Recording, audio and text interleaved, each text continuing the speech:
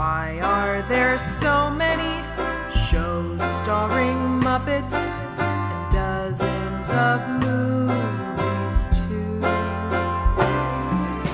They said they'd watch everyone and they mean it. It's something that they've got to do. So now they've pledged you a lifelong commitment. The Muppets, Matthew and Sam.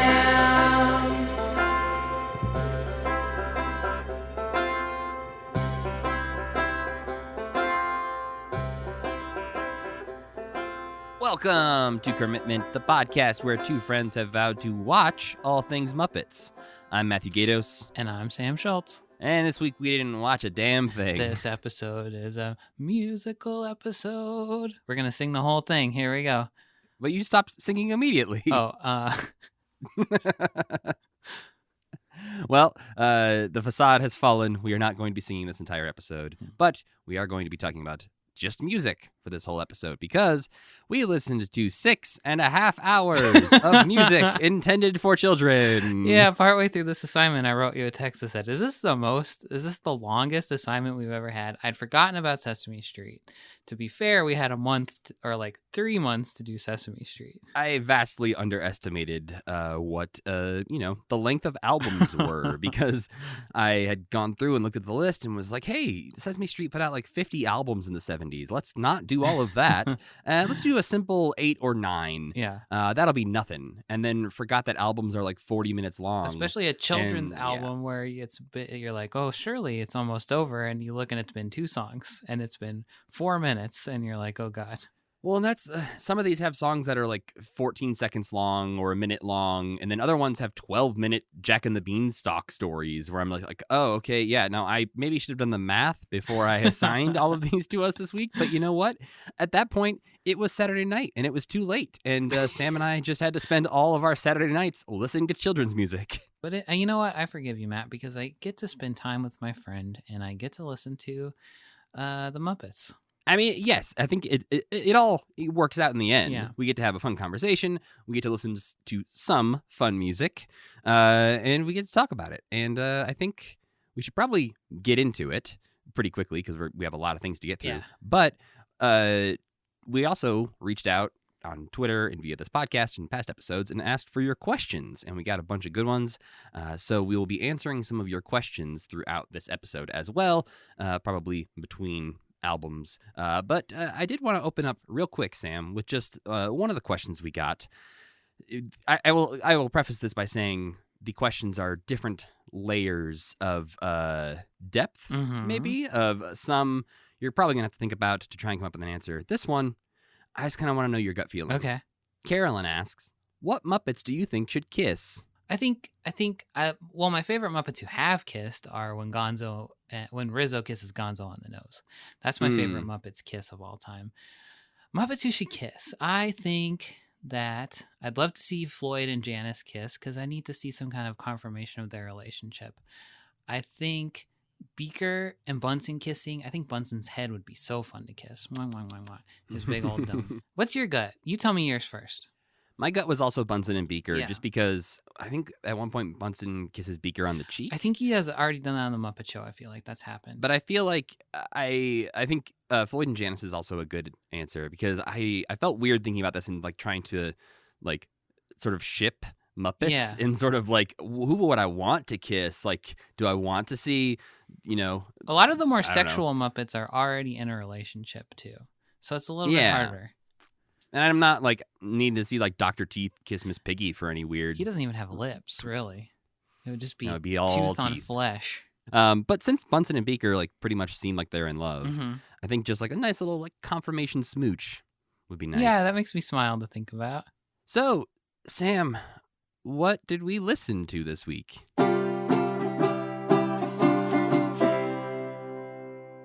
everything we listened to basically was Sesame Street, except the first thing.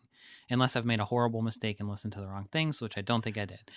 No, you did not. That was largely because I think we mentioned at the end of our last episode, I wanted to do Muppet music of the 60s and 70s. Yeah. And the only things that really came out besides Sesame Street albums were like Muppet Show compilation best ofs or the Frog Prince soundtrack. So like it's soundtracks or compilations, and those aren't that exciting to talk about. Right. We already heard all that stuff. Yep. So first we listened to 2 original Jim Henson songs from 1960, though, one called Tick Tock Sick and the other called The Countryside. I think you just probably need to listen to these songs. I'm not going to try to summarize them, but they're basically like Jim Henson doing novelty songs about being afraid of the passing of time and hating modernity or accepting the inevitability of it or something like that. Very existential fear stuff that he was experiencing throughout the 60s. Next, we listen to the Muppet Alphabet album, in which all the Sesame Street Muppets get together to cut an album with tracks about every letter of the alphabet. Highlight tracks on this one for me.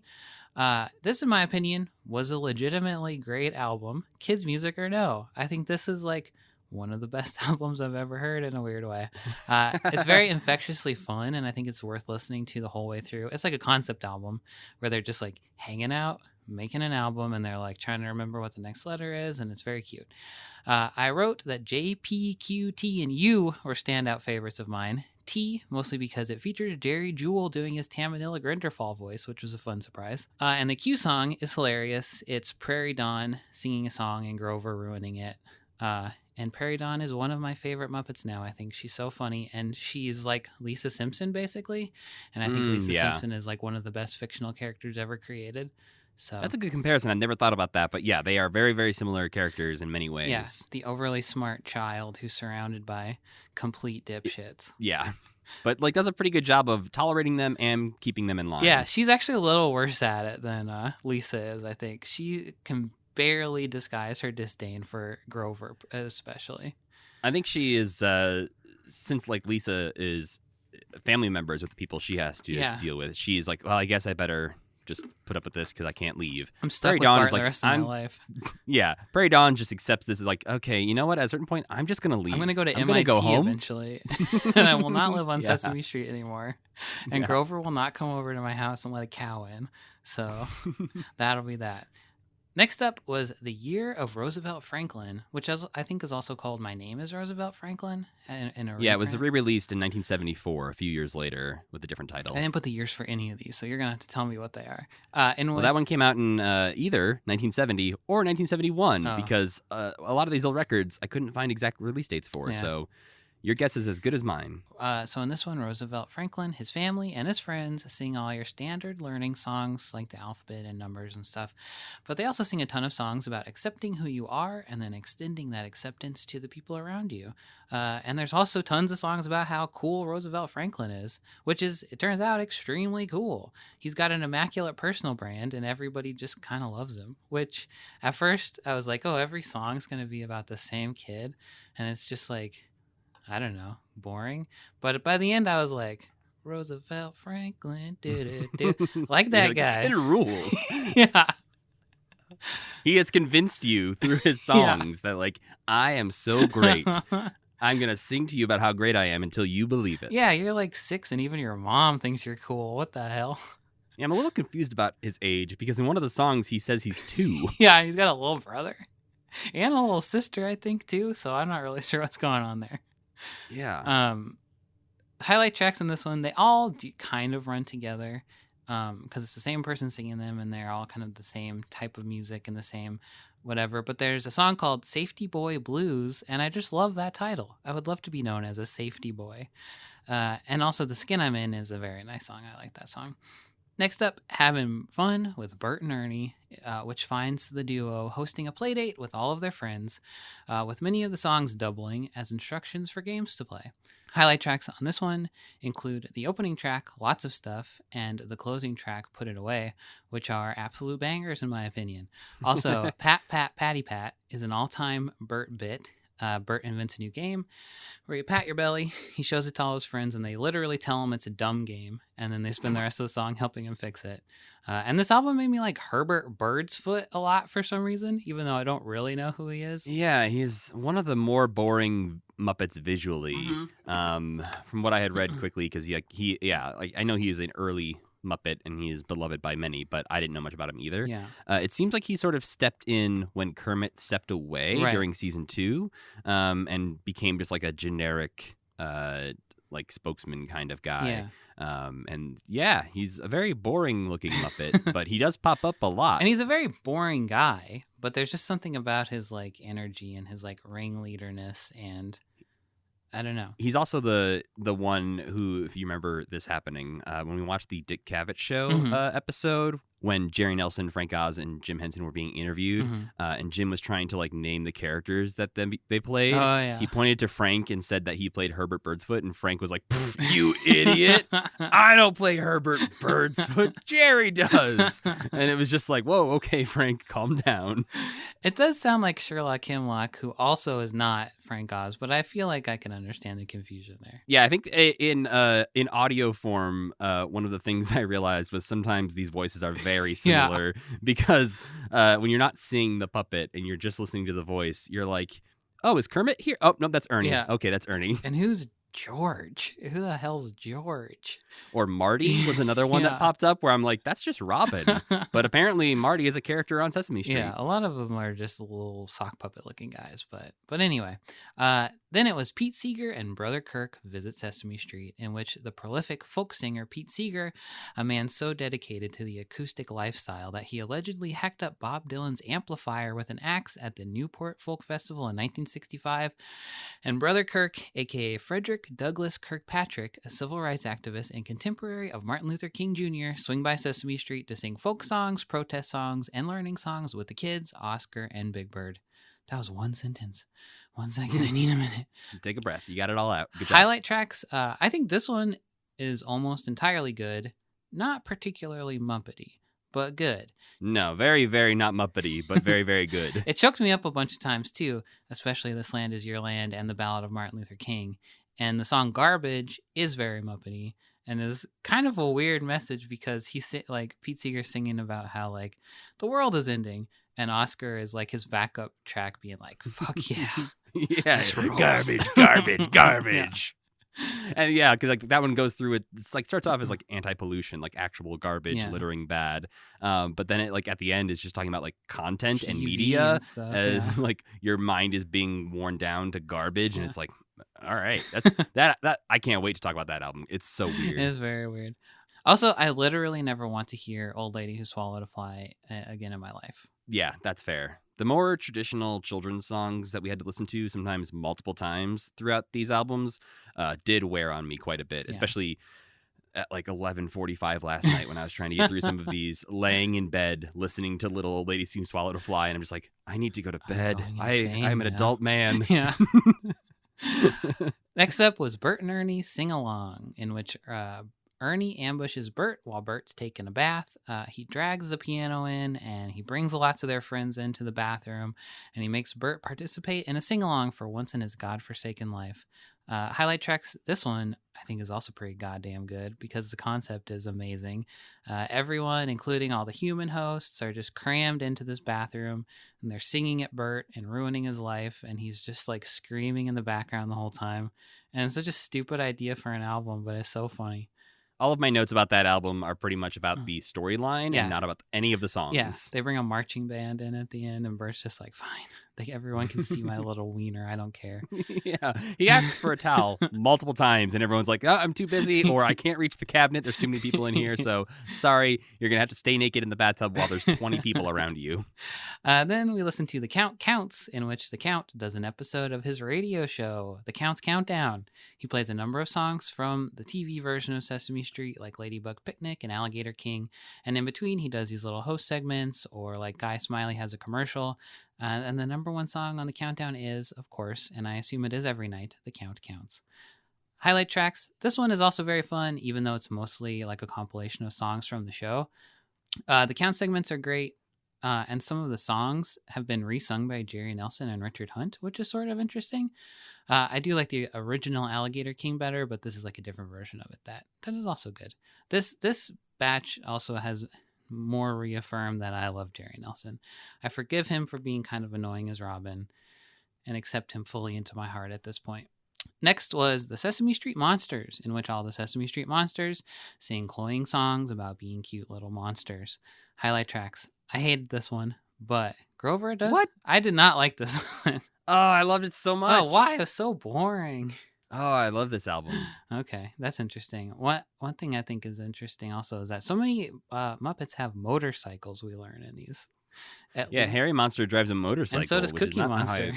Yeah, I never pictured that. I but don't think that either of them should have licenses to drive. But anyway, yeah, at one point it seems like Grover, Harry Monster, and Cookie Monster all show up as like a motorcycle gang. I think that's in the sing along. Grover's in the side. Yeah. They're all on one motorcycle. Grover's in the sidecar. It does seem to be Harry's motorcycle Yeah, though, it's so definitely Harry's. he reads as he's like a bit older than the other monsters. Yeah. So I think you said last time that he makes thought sense. he was like 40, maybe. Yeah, Which makes sense. He seems like he's going through some stuff too. And so there's a song called I, Grover, which features the lyric, I, Grover, am big and tall and very smart and kind of cute and wonderful, which I will internalize into my own personal mantra. I love that. it's the most uplifting song ever. He also says, "There's nothing I cannot do." Yeah. And Grover on this album especially is so sure of himself Uh-huh. and is so positive. And in the very first song, the Lovable Monsters of Sesame Street, they're all talking about themselves. And like Grover's one identifying thing, he's like, "I'm adorable." Yeah. Oh, I fucking love Grover so much. Yeah. It's also demonstrably false that he's good at anything. He's terrible at everything. Yeah, we haven't seen a lot of evidence of that. Sorry, Grover. He's proud of himself because he put his socks on the right feet. First of all, it doesn't even matter if you put your socks on the right feet. Next was Happy Birthday from Sesame Street, in which the cast of Sesame Street come to your house and throw you a birthday party. They sing you happy birthday. They walk you through a bunch of games you can play at your birthday party.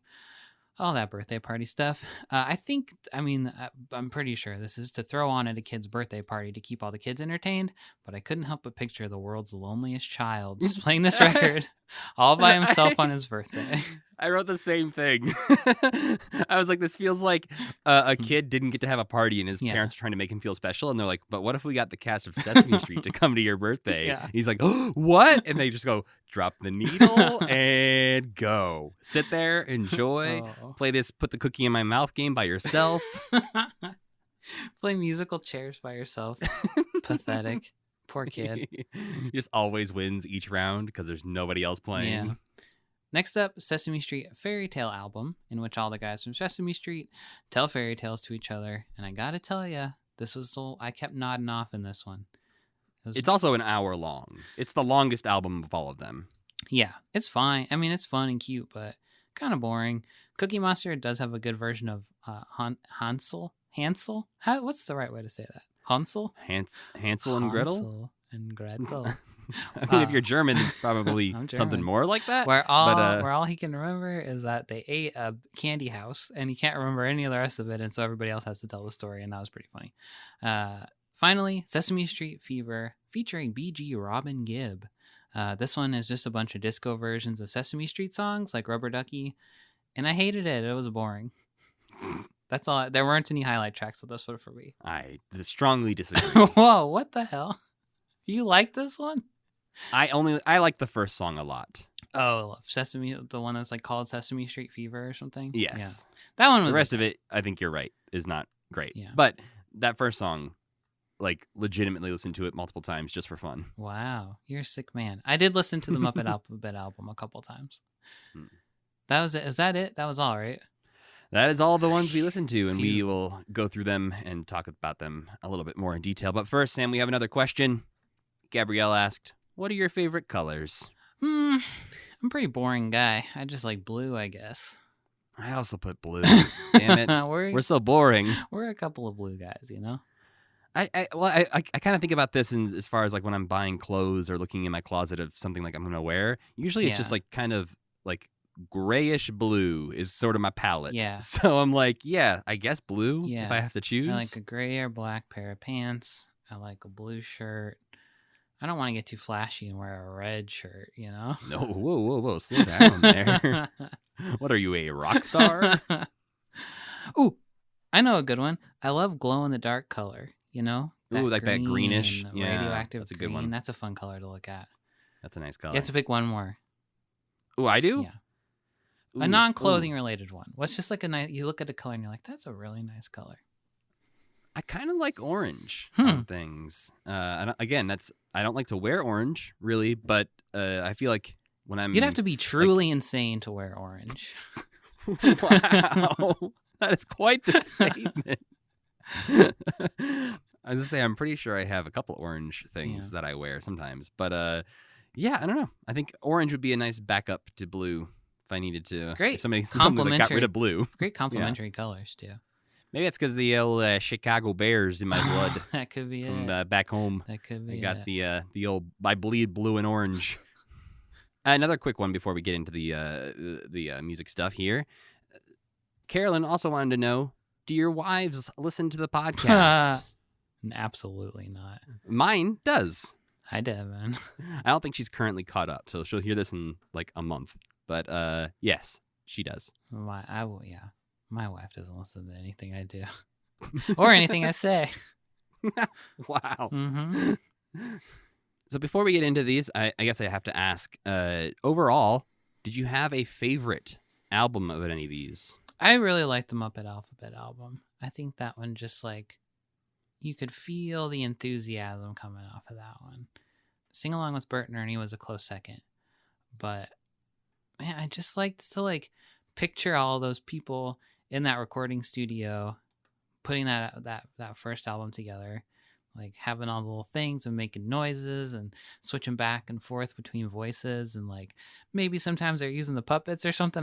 That's one thing I really wanted to know is like, were the puppets there when they were singing these songs? I don't imagine so, but it also is weird to think about Frank Oz just standing in a room having Bert talk to Cookie Monster, but like just changing his voice while he's standing in a recording booth. Having Grover talk to Cookie Monster. Yeah. And I'm imagining like Carol Spinney in there doing Big Bird, but I'm still imagining him with like his arm above his head, even though he doesn't need to, just as like a reflex. The one I felt like maybe Big Bird was at was the Brother Kirk Pete Seeger one, because it does seem like the kids are there live. So for the song that Big Bird sings, and the intro to the album, I imagine he was there dressed like Big Bird, probably mic'd like maybe up. they recorded that on set. Yeah, and then the Oscar one, maybe he was there, but I don't think there were kids in that one. Oh yeah, there were. Yeah, I think there were. Yeah, and I think some of these albums definitely feature songs that were recorded for Sesame Street, or as like or eventually ended up on Sesame Street. Yeah. So yeah, some of these may have been recorded on set with puppets in hand, but some of the more heavy concept ones were clearly recorded like in a recording studio, and those are the ones that are weird to picture. Just these people hanging out in the room doing their Muppet voices with no puppets around.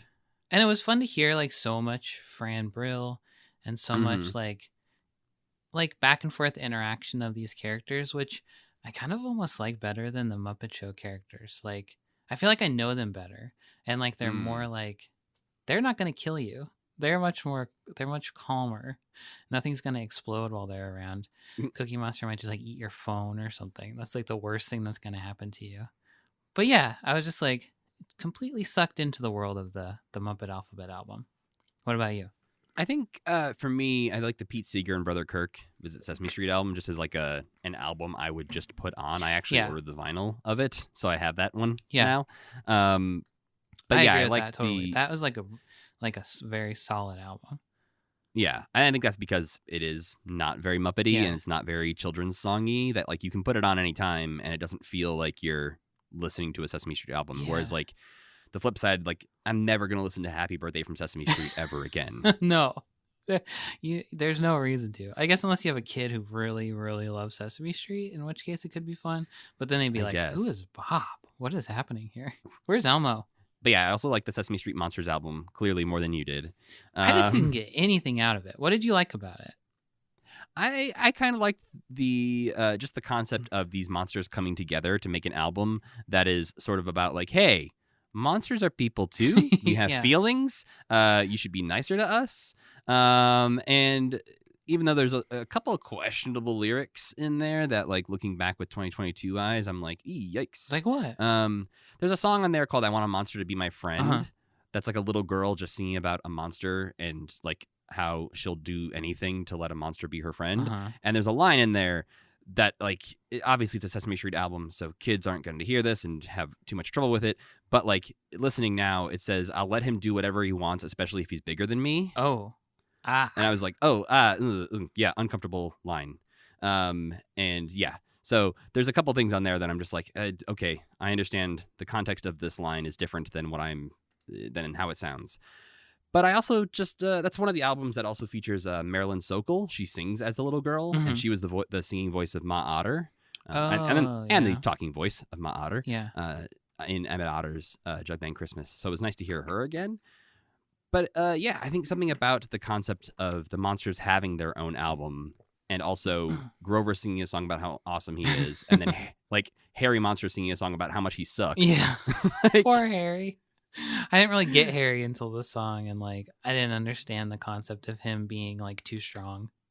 Yeah, and clumsy, Yeah. and yeah, it's like the opposite of Grover's song. It's all about just like, I'm so terrible. Yeah, a character that everybody seems to like much more than they like Grover. And he hates himself. Well, yeah, it's sort of like Harry is sort of like Oscar in his like negativity, but everyone around Harry is like, no, dude, you're great. We like you. Yeah. And he's like, I don't believe you. I guess that's a very relatable sentiment, isn't it? Yeah. I mean, I feel like a lot of us are definitely more in the Harry camp than the Grover camp as far as our self-esteem goes. Yeah, I think it's a struggle for Grover to be Grover, though. I think he has to. He's got to tell himself. Well, I don't know. He's pretty cavalier with saying he's cute, which is one of my favorite things of any Muppet character. I just love how much he calls himself cute. But he calls himself tall as well, which is just like objectively not true. Tiny. There's another album in which he says he is tiny, so he can't get his story straight. Yeah, he also sometimes does and does not know what a cow is throughout these albums. I love that. Yeah, he learned in between. Yeah, Bert sometimes likes to sing and sometimes hates singing. Yeah, that depending was on the a little album. bit of a weird thing too, because Bert has an entire album where he's really into singing a whole freaking album. Yeah, and Oscar similarly will sing sometimes very happily about trash, and other times he's like, I hate nothing more than singing. Yeah, but Oscar is his own different can of worms, you know? Yeah. He's got his own shit going on. One last thing before we get into talking about the actual specific albums here. Something that came up in one of these, I think it was maybe on the Monster album, Cookie Monster said a thing that broke my brain a little bit. Okay. And it makes sense, but I also don't like it. He said he has paws. Oh. It's like you can say, get your paws off me, you know? But then I believe later on, I think Harry or Grover or something like that says something about the monsters having paws. Wow. And so I think the monsters have paws. I guess that does make sense. I feel like any non-human hand is kind of automatically a paw. Right, which I understand that argument and I can agree with it. But at the same time, if you had asked me to like label a diagram of Cookie Monster, I would never write, hands. Oh yes, his paws. What are his feet? Are they paws too? I guess if he's just like a dog, like are the Muppet monsters like walking around on all fours when we don't see them? Or they're just like hyper advanced like alley vermin. They are like in this universe, they don't have rats, they have monsters running around. But we know they have rats. We have seen plenty of Muppet rats. Okay, they got both then. In this universe, in every alley, if you open a trash can, obviously a grouch is gonna pop out. That's true. But you just can see them scurrying around everywhere. But they have apartments. I don't know. You can't have paws and rent an apartment. Is Cookie Monster just a big raccoon, essentially? That's what I'm thinking. I mean, he basically is. You walk into your house. He does eat everything. You walk into your house on Christmas Eve, and he's sitting there with his big old gut distended, having eaten literally everything in your entire home, including the Christmas tree. Yeah, which is definitely a raccoon thing. Cookie Monster might just be a raccoon. Yeah, something went wrong, and some chemicals fell on his head, but he is just a raccoon. So getting into the actual music here, we started off with the record that Jim Henson put out, the one and only Jim Henson record. Just two songs, right? There's not an extended Jim Henson record somewhere. Nope, it was just a 45 he put out, two novelty songs called Tick Tock Sick and The Countryside. It's really not clear like who helped him with this, because clearly there are musicians involved. Yeah. But on the record, the joke credit says that the orchestra was conducted by Frank Sinatra. What was happening contemporaneously with this in the 60s? Was he still doing Sam and Friends? Yeah, Sam and Friends was still on. The Muppets were on the Today Show. Like, this was obviously the very, very early days of the Muppets still. But yeah, he was still doing Sam and Friends, I think, for another year after this. So this was like right in the middle of Sam and Friends. He decided to make his own novelty songs. Yeah, you could probably figure, like, whatever recording company put it out, it's probably just their house band, I would imagine. Probably, yeah. But yeah, I guess there's not a ton to say about this in general, but it does make me imagine a future where Jim Henson could have become like a novelty songwriter and just gotten famous from that instead of the Muppets. Yeah. And then just never like you would have thrown Kermit into the gutter and been like, I don't need you, frog. Yeah, I think, there was definitely a crossroads in his life where if TikTok Sick had really burnt up the charts, the novelty song charts, we would have had maybe a shorter career. I feel like maybe not. Maybe he'd be like Captain Beefheart or something. You know.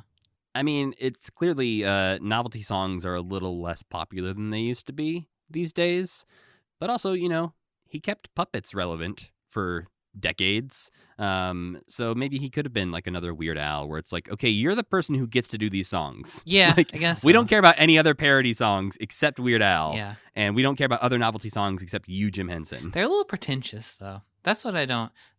This falls into the same camp for me as the face in front of the daydreaming face, the limbo. Yeah, limbo, or like his short film. I mean, TikTok Sick is basically a different version Timepiece, of Help. Is that what it's called? Help? Nope, that's the Beatles movie. Timepiece is his Timepiece, similar name and everything. And I just don't love that version of Jim Henson. I do like it when you see it pop up every now and then in Muppet humor, like an existential crisis of some sort. But you see that less and less. I mean, especially as he gets famous and he's like, oh, I don't have to worry about anything anymore. I'm rich now. But yeah, I think these are useful in understanding his point of view in the world, which I think if you understand like his early point of view, you understand all of his work better. Overall, not my favorite stuff of his. It's also wild that he's 24 when he makes this record. Yeah. Well, understanding more about because his brother was dead at this point, right? Yes. His brother had died 4 years before. So understanding like that aspect of his life, I think really makes sense. And also when you're 24, like life kind of sucks in your 20s. Maybe not as much for him who already is rich, actually, at least like relatively rich for somebody who lives in like, I don't know, Mississippi and DC or whatever. But yeah, it's just like a glimpse into what he's going through at the time. Can you find this album anywhere? Is it? I looked. I couldn't find it to order anywhere. Otherwise, I would have probably already done it. Yeah. But yeah, I couldn't find it. This seems like so a hard to find and expensive one. I don't feel like they would have pressed a lot of copies of this. I feel like it would have been a very limited run, probably only one pressing. So yeah, if anyone out there has it, good on you. But I don't think you're going to be able to find it very easily. All right, another question before we move on to the next album. Yeek Freak on Twitter asks, if you got to design one piece of Muppet-related merchandise for the parks, what would you make? A piece of merchandise? I think a lot about like a Muppet Land I would do, or like how I would change like Muppet Plaza or whatever they have right now. Yeah, part of my answer I wrote down was like, honestly, just consistent merch would be great. Yeah. And maybe some like park related merch, like Pizza Rizzo merch. Like I would just like take a nice Pizza Rizzo shirt. Yeah. Or maybe some stuff with Waldo on it from Muppet Vision 3D, since he's like the only park exclusive Muppet. A Waldo balloon would be fun, wouldn't it? Yeah. Like you walk out of Muppet Vision 3D and there's just like kids walking around everywhere with Waldo balloons. Kind of thematically fits. I don't know. I love merch that's like in universe. So I love the idea of a Pizza Rizzo shirt. But mostly when I think about Muppets at the parks, I think like, why isn't the Muppet opening that window and shouting at me? Or like, why does this look so like boring and bricky, and like, where's the goofiness and the charm? And I think like that fountain in front of the Miss Piggy fountain in front of Muppet. Yeah. Like that used to spin around and have more figures and stuff on it, but they kind of stripped that all away. Just feel like a little TLC into that part of the park would go a long way.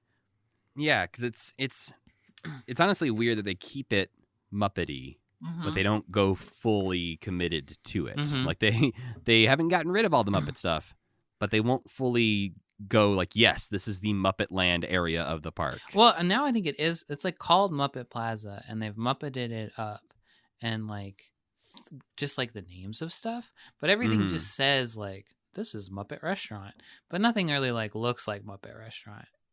Kind of like that Sam Eagle barbecue too. It's like, oh, there's a framed picture of Sam Eagle on the wall, and that's it. Yeah. Pizza Rizzo has better theming than the Sam the Eagle barbecue place. My favorite part of the Pizza Rizzo is that it has this big old neon sign on top of it, and it just says, "The city's top-rated pizza." But as it gets later and some of the lights are burnt out and like it gets into the night, the lights just say, "It's rat pizza." That's cute. Yeah. Yeah, I love the concept of Pizza Rizzo. I've never been there. But and then the pizza's very bad. It is. Well, but pizza the theming is very good. Bad, I think. Because they even have a banquet hall room like in the back of it that looks like something you would like rent out for a bat mitzvah, like in New York or something like that. And it's just this weird banquet hall in the back of a pizzeria. Ooh, there's something really. I saw a picture of this. I think on Muppet Wiki. There's a one of those like boards that you can press the letters into on that banquet hall, and it just says like "Welcome to the banquet hall." But if you look faded out, you can see where it said Pa Otter's like funeral service. I think that's really cool. But I want them to like do the Beaker and Bunsen like riding around on the machine, like that live thing, or like the mobile Muppet Labs. Yeah, or like have Pizza Rizzo where it's like you can hear like rats run through the vents, or like they poke their little heads out from behind stuff or something like that. I do like the idea of more random Muppets just kind of animatronics in windows, or you hear the voices and things like that being like a window blows open and there's like smoke coming out of it and you hear Crazy Harry laughing, or like this water squirts out from somewhere and you hear Fozzie taking a whiz or something. I don't know. Yeah, perfect. That's what everyone wants at Disney World. Get pissed on. Is that Fozzie taking a whiz? Pissing on my head? Waka waka. Yeah, he doesn't know. He's totally at the bottom of the barrel, so he's resorted to like Jackass style humor. Okay, this would actually be pretty good. No, this is bad. I don't like anything about this. Watch Fozzie take a shit. It's like in HD, like close. Does a bear shit in the wood? Nobody shits on your coffee table. Yeah. I'm Fozzie Bear, and this is Does a Bear Shit in the Woods? And then he just has diarrhea on a tree. No, this took a horrible turn. So then at the park, you'd have a VHS that you could buy that says, what would it be called? I don't know. I mean, I'm just picturing like the Jackass logo now with Fozzie's face instead of the skull. Yeah. And it's a clamshell VHS, and you can only buy it in the Muppet store at the park. You have to ask them, and then they let you in behind a beaded curtain, and you can pick out your Fozzie snuff video, basically. Yeah, there's one thing I can imagine Disney doing. It's teaming up with Jackass. That's my dream, Matt. All right, so our first real album on the list from 1971, the Muppet Alphabet Album. This is the first Sesame Street album that was hosted solely by Muppets without any humans. It's one of the earlier ones in general, isn't it? Or yeah, okay. This one was recorded and then released at the same time as the third season of Sesame Street, and then a lot of the tracks from that album would then be sketches on that season of Sesame Street. For instance, C is for Cookie premieres on this album. So if you bought this album, you would have heard C is for Cookie. Peek. Yeah, it was a few months before C is for Cookie was on TV, so you would have heard it here first. Okay. The original package for this record also came with a bunch of letters that you could like punch out, and it had like a little chalkboard and chalk and everything, so you could practice your letters while you're listening to it. And this is also the album that we saw them promote when they were on the Dick Cavett show. This was the one that Jim was talking about. Right. And we talked about that a little bit back in episode 11 of this podcast. So young back then. So fresh-faced. Speaking of young and fresh-faced, there's a couple times on this album where I was kind of listening to Carol Spinney, and I was like, I don't think he's quite locked in on the Oscar and Big Bird voices. There's a couple times in here where I feel like I'm just hearing Carol Spinney. This is still like Dippy Dog version of Big Bird, too, where he's got a little bit of the twang left over. Yeah, he doesn't even know what the alphabet is at the end of this record. Yeah. Well, that seems pretty. You think Big Bird's gotten smarter? I mean, he learns from the Abkadeka song. That's true. What the alphabet is. Yeah.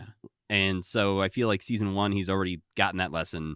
And in other records, he sounds incredibly smart. I think what he's talking about. The whole concept of the whole show is predicated on him having a terrible memory, or else he would say, "Thank you. I know everything I need to know. Goodbye." But yeah, some of the standouts for me, I liked the F song, which was For Furry Friends. Oh, that's a good one because it's a barbershop quartet kind of thing. But it also sounds like it's like a barbershop quartet, but it also sounds like the monsters are just like they got drunk at the bar and it's like last call, and they're just like we're friends, right? We're all friends. Yeah, it's like a Simpsons skit. A lot of this one also reminded me of. It felt like The Simpsons. Like it could be a Simpsons album, like in an alternate dimension or something. Yeah, there's a few songs throughout some of these albums that I also wrote down. This sounds like The Simpsons. Mm-hmm. Well, there's so many like one thing I really like too is that throughout it, Bert and Ernie's kind of thing is that they sing like vaudeville songs together, where they're like, la, la, la, la. I love that. The Q song is a highlight, which you noted already, is Grover interrupting with incorrect answers with Prairie Dawn. Yeah.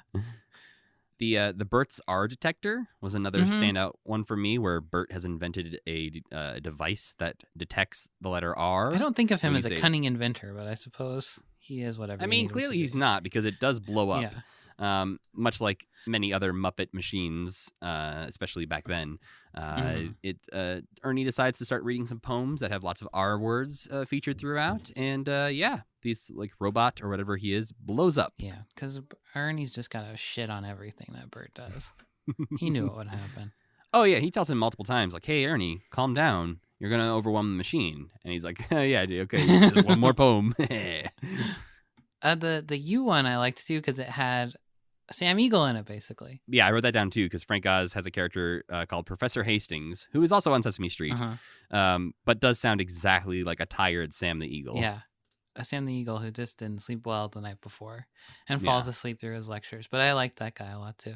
And that P song, I fucking love that P song. It's so catchy. Yeah. Yeah. No, that is one out of like 1,000 songs we listened to this week. That is one of the ones that has been stuck in my head. And I don't even know the words. It's just the like rhythm of it, and the P is my favorite letter. Yeah, and I think I just like Jim Henson's unhinged country voice. Oh God, so much. and you hear a lot of it in this. I love that voice. It just it's too bad it doesn't pop up as much as it did in the early days of Muppet stuff. Yeah, like when occasionally we'll get the Muppet Show character, like you'll have a random character who pops up with that. Voice. I'm like, yes, bring it, let it out, Jim. Yeah, when he does like a Southern guy, any kind of like Southern guy. Like the Colonel, he was fun, or like the more hillbilly twangy version. I love that. I always love, Kermit and Rolf and everything, but like when Jim Henson really commits to a different kind of character, they're always like my favorite. Like whenever he's like playing Gosh Posh, or when he's doing like Guy Smiley, like those are some top tier Jim Henson characters. Yeah. But speaking of top tier characters, we get Jerry Jewell back in the house, playing essentially Tamanella Grindelwald. I was picturing Tamanella during the thing. I'm sure that is who he was picturing too. Yeah, we have the Tale of Tom Tattertail Tuttletut, which is clearly the T song on this album. And yeah, they had Jerry Jewell when he was still wanting to do voices, being the Queen.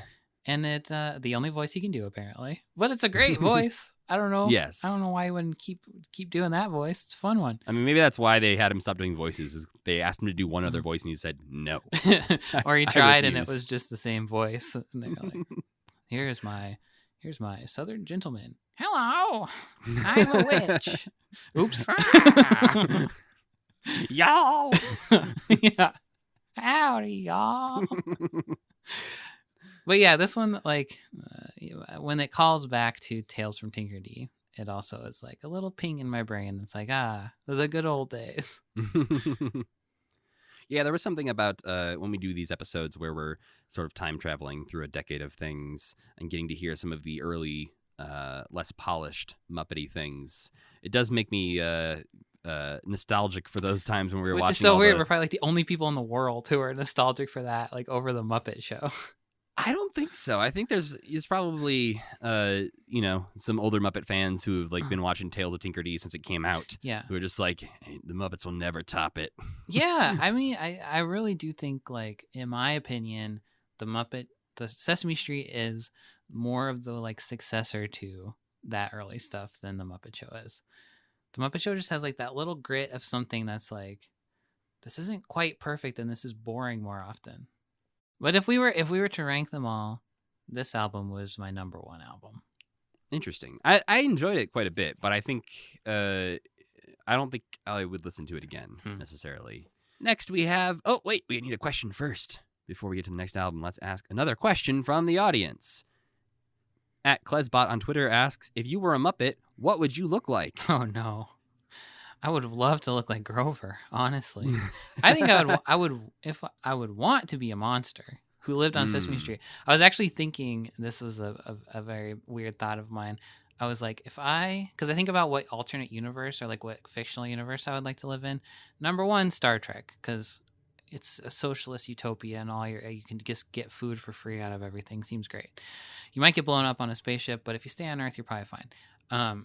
But then I was thinking, I would fucking love to live on Sesame Street. Wouldn't that just be the nicest thing? Even if the monsters were kind of annoying and they were like, hey, Sam, what you doing? I'd be like, I'm just trying to eat my sandwich, Grover. Please leave me alone. One sandwich. Oh, God damn it. It's the count. Get away. Everything just seems so nice there where all you have to think about is, yes, counting and telling this huge bird the alphabet every day. You could be the smartest person in your neighborhood. Yeah, I've read 5 books, so you know what? That's wrong, Luis. I actually do know the answer to that, and I'll ruin the whole episode to tell you. Yeah, but I would want to be a monster who lived on Sesame Street.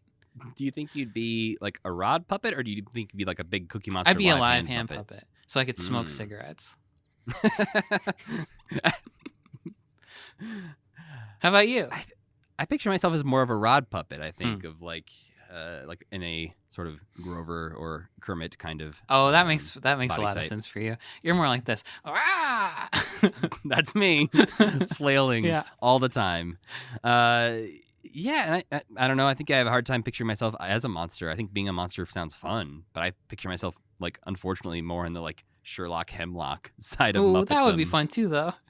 Just be like, here comes Matt again. And the guy who's like, hey, you want to buy an O? Oh, I fucking love that guy. He's such a freak. I love that guy. I forgot to write that. I think I did write that. That one as one of my favorite ones. That one is so funny. Yeah, he's very good. But yeah, I picture myself just as like, a Muppetized like version of me. Yeah.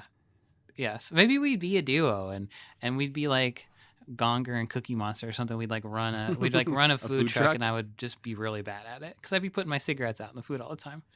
You're the Gonger. I have to be the Cookie Monster. Yeah, it'd be like a Gonger and Bert maybe duo. Oh, if there's any Muppet that's like, if there's any Sesame Street Muppet who's like sneaking cigarettes, it's Gonger behind the food truck. Cookie Monster's like, come on, Gonger. He's like, oh yeah, 1 second, I'll be right there. Gonger, you stink. Have you been smoking again? Oh, poor Gonger. I love Gonger. I know we are far from the time of Gonger, but everything I've ever seen of Gonger, I love him very much. In the 50th anniversary special, he's just floating away on a balloon the entire time. Like he's just floating through the set, and they can't get him. Oh no! Yeah. The next album is The Year of Roosevelt Franklin from either 1970 or 1971. When it comes to Roosevelt Franklin, you will find a lot of conflicting information about a lot of things doing with him on the internet. So it's one of those years. And The Year of Roosevelt Franklin also has the subtitle of Gordon's Friend from Sesame Street. Was reissued as My Name is Roosevelt Franklin in 1974. Mm-hmm. All the tracks in this album are written by Matt Robinson, which we will talk about a lot more later because Roosevelt Franklin will be our Muppet of the Week this week, and the Roosevelt Franklin-Matt Robinson duo is fascinating to me. Mm-hmm. And like a lot of these albums, Joe Raposo did the music for them because he was the musical director on Sesame Street in the early days. Mm-hmm. So he is obviously the one behind a lot of these. But this is the very first Sesame Street album to focus on one character. And to me, this album almost feels like it isn't a Sesame Street album. That's what I feel about Roosevelt Franklin. I think the way that they did it on the show, it's a good show, but it's different than Sesame Street and could have been its own show. I think they should have had Roosevelt Franklin in his skits and show up on actual Sesame Street interacting with other Muppets. I don't understand, and maybe you will tell me more later, why that didn't happen. I don't think there's a good reason, and I think that's honestly part of people's problems with Roosevelt Franklin, of which there are several. Yeah.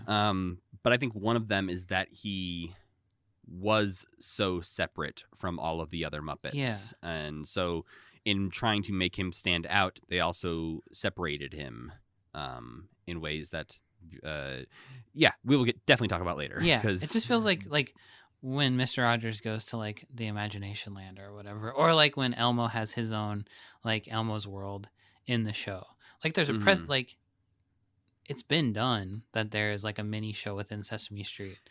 It could be a show that people are like Grover sits down to watch Roosevelt Franklin. Yeah. And the fact that his school is named after him and stuff, it just all feels like a step removed from reality from regular Sesame Street. Well, and this album specifically features a bunch of characters who are not from Sesame Street. They are created specifically for this album. And so the fact that this album is not really about things happening on Sesame Street and features no characters other than Roosevelt Franklin and his mom who are on Sesame Street, it feels like it's almost a pilot for something different and new, and almost like Matt Robinson could have taken Roosevelt Franklin and done his own show or series of albums. Yeah. Because most of this album is pretty typical Sesame style songs where it's just talking about the days of the week, months of the year, counting, etc. But then you have a few really strong songs where, like you mentioned earlier, the Safety Boy Blues, with just it's about safety, like traffic safety. And something about it, it's such a simple song, but it's really good. Yeah. And I couldn't really put my finger on why it's so good. And that's followed by a really good song called Just Because, which is a song about how it's wrong to hurt people. Oh, yeah. Yeah. And then that is followed by The Skin I'm In, which is another great song about Roosevelt Franklin's little brother accepting who he is and loving who he is. It's interesting that you have these three songs in the middle of this album that are very either touching or I don't know, important. And then surrounding it is a lot of more cliche Sesame songs, which is something that I feel like a lot of these albums suffer from. Is I feel like they went to the recording studio or Sesame bosses or whatever and say, hey, I have a great idea for an album and I have 2 or 3 songs that should go on it. And they go, great. What about the other 10 songs? And they go, shit. Call up Joe. Figure that out. He'll shit some stuff out for us. Yeah. And so I feel like a lot of these albums start out with or have 2 to 3 great songs on them. And then the rest of the songs are kind of meh. They're there. Yeah. It's also interesting that Matt Robinson does not change his voice sometimes. He'll be playing Roosevelt Franklin in a song, but will not be singing in the typical Roosevelt Franklin voice. It just sounds like Matt Robinson singing a song. And so there are times where I'm like, okay, is Matt there? Roosevelt... Is Gordon there? Yeah, because he's on the album cover too. So you're like, is this Gordon singing or is this Roosevelt singing? Yeah. And it's a little unclear at times, but it does seem to be it's supposed to be the characters and not Matt Robinson playing Gordon. Yeah. I do think it's really interesting that it seems like, and I could see this being either frustrating for him or exactly what he wanted, Matt Robinson. He got his own album to do his own thing on for the entire time. But at the same time, I wonder if I just don't know if he wanted to do that or if he wanted to be on an album with all the other Sesame Street guys. And that's something that I wish I knew. Because it is a very singular work. And it has a really strong point of view. And it is infectious by the end. Like I said earlier, it's okay, I'm on board with this kid. With this. Yeah, the Roosevelt Franklin theme song especially is a very, very catchy song. Yeah. The little song they sing at the beginning of the sketches too. The one that's Hail to thee our alma mater. That is stuck in my head all the freaking time since I heard it. One of the weirdest things about this album is that they have a bunch of quotes on the back of the album. Yeah. From random people. I think random is a very fitting phrase for this, because this list includes John Lindsay, the mayor of New York City at the time, Barbara Walters, Ed Sullivan, B.B. King, U.S. Congressman Shirley Chisholm, Ed McMahon, and then Mrs. Minerva Rosario, a kindergarten teacher, and a 3-year-old from New York, who their quote is just, I want to hear, Mama, I want to hear Roosevelt Franklin record. Do it again, Mama, please. Make it some more. So you have that on the back of a record, along with the mayor of New York saying, "Children are not born with racial prejudice. They learn it. From Roosevelt Franklin, they can learn other things instead. Tolerance and understanding and friendship for each other. Yeah. This album is a delightful, constructive contribution to the struggle from understanding and equality." I like BB King's that says, "I wish this album like this had been available when I was a kid in Mississippi," because it's like Yeah. so nice and so. Yeah, this is a good album. It feels very out of place in like a really interesting way. It's more interesting than the rest of the albums are because they all are kind of just like hitting the same note over and over again. Mm-hmm. But yeah, we will talk a lot more about Roosevelt Franklin later on in the episode. So now it's time for another question, Sam. This one's a little bit heavier. From Joss, they said, alive or dead, if you had the opportunity to interview one Muppet performer for however long you wanted, but you could only dig deep into one of their characters, who and what character would it be and why? You go first. So I put down, I think it has to be Jim or Frank, obviously. Yeah. They're there from the beginning. Yeah. I feel like if I'm going to have a lot of time with one of them, it's going to be those guys. And I think it would be Jim and Rolf. Okay. Because I think just understanding Jim's feelings on the rise and fall of Rolf, and what makes Rolf and just everything would be the most fascinating to me. Because I feel like Frank Oz would be obviously a lot of fun to talk to, but like looking at his characters, I don't listen to any of them and go like, what's going on in Cookie Monster's head? Like, well, how does Bert tick? You don't think you got it all on the screen with Rolf though? You think there's anything left there? I think I'm more interested in the idea of Jim talking about the rise and fall of Rolf than I actually am in him talking about Rolf. Yeah. Like from a psychological level of who is Rolf. Yeah. I can see that. Yeah. Do you have an answer to that? Gosh, I would love to just sit and talk about Grover for a long time because I love him so goddamn much. Mm-hmm. I think Fran Brill talking about Prairie Dawn would be pretty interesting and maybe something that doesn't exist so much out there. I don't know. I haven't really looked for it. When we get to the documentary Muppet Guys Talking, Mm-hmm.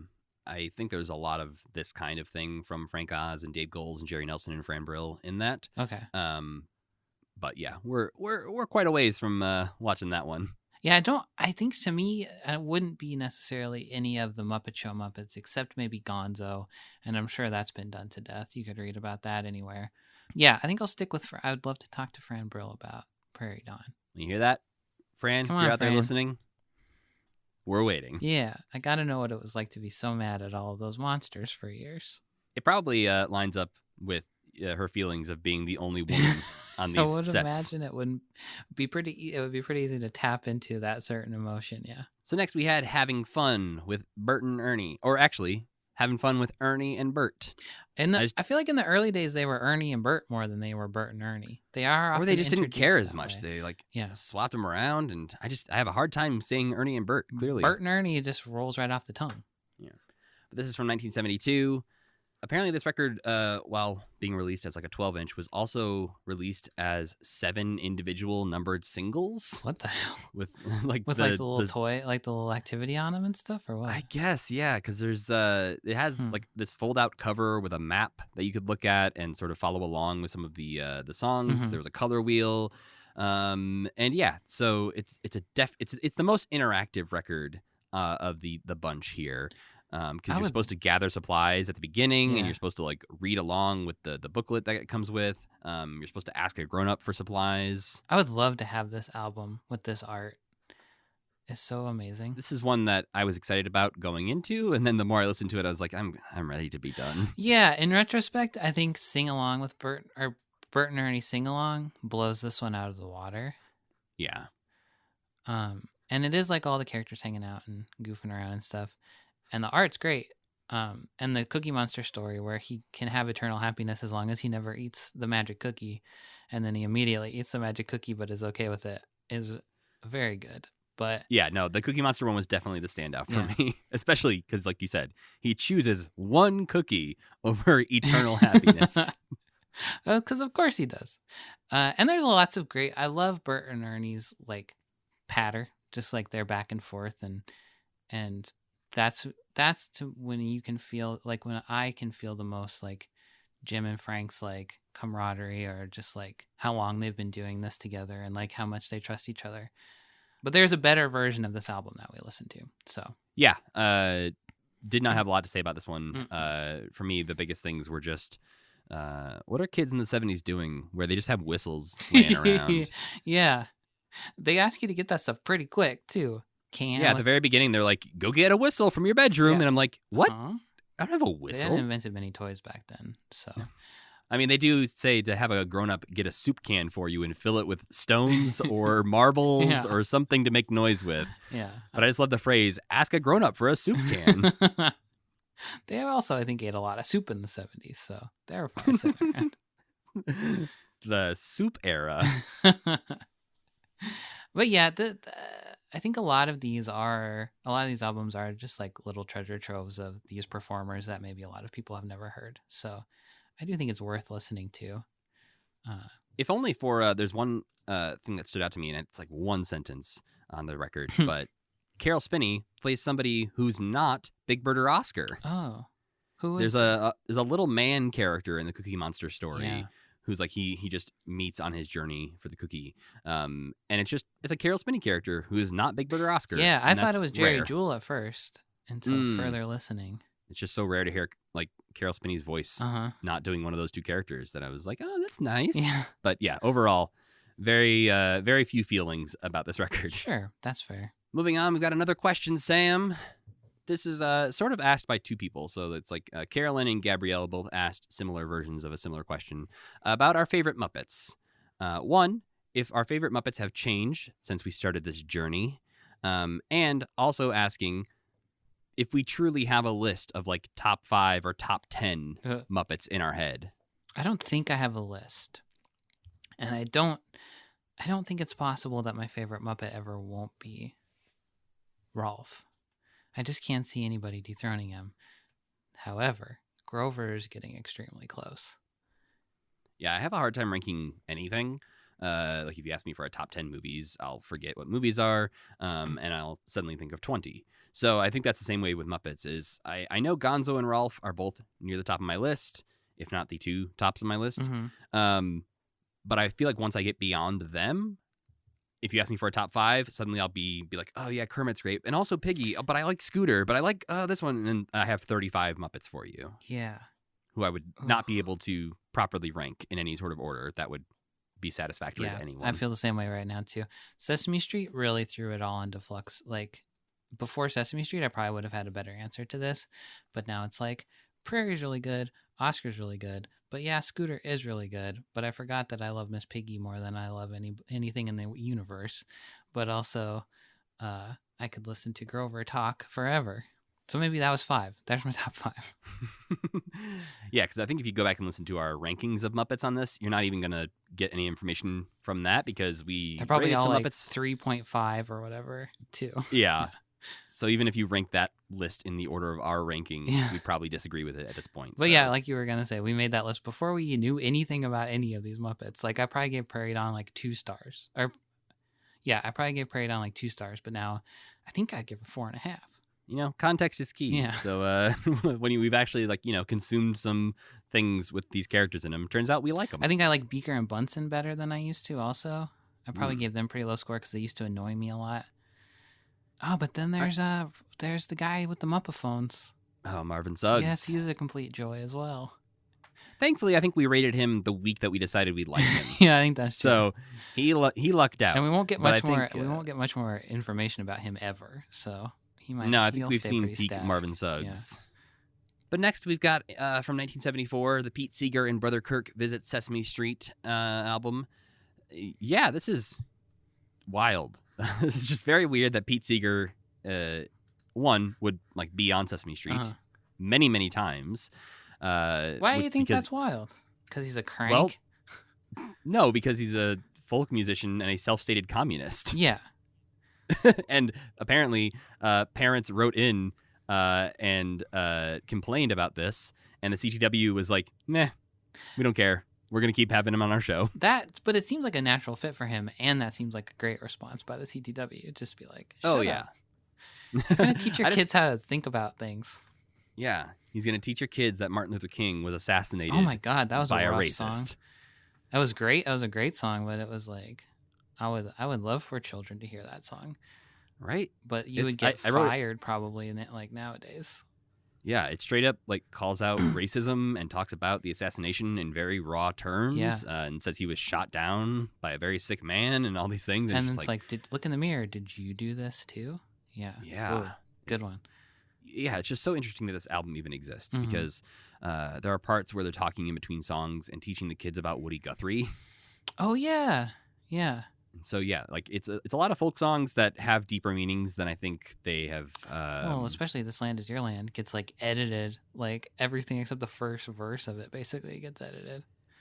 Yeah, and it's just like I know when I grew up, I knew of the song "This Yeah. Land Is Your Land," but it was just one of those like lumped in with like Americana, like God Bless the USA kind of songs. Totally. And then growing up and like learning who Woody Guthrie was and what he was actually writing about was like, oh shit, Yeah. this is much deeper than I ever imagined. That verse about with the private property sign makes me Mhm. my fist clench up in the little like Arthur way, you know. Every time I hear it, I'm just like, yeah, fuck you.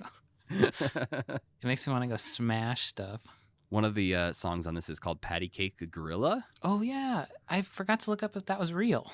It was. So Patty Cake Gorilla was the first baby gorilla successfully born in captivity in New York. That was one that made me tear up too, because it's very sweet. It's a very sweet song about a gorilla who's just cute, and you can like go to the zoo and visit her and stuff. Oh, she died and in yeah, 2013. She lived a Yeah. long time. old gorilla. Yeah.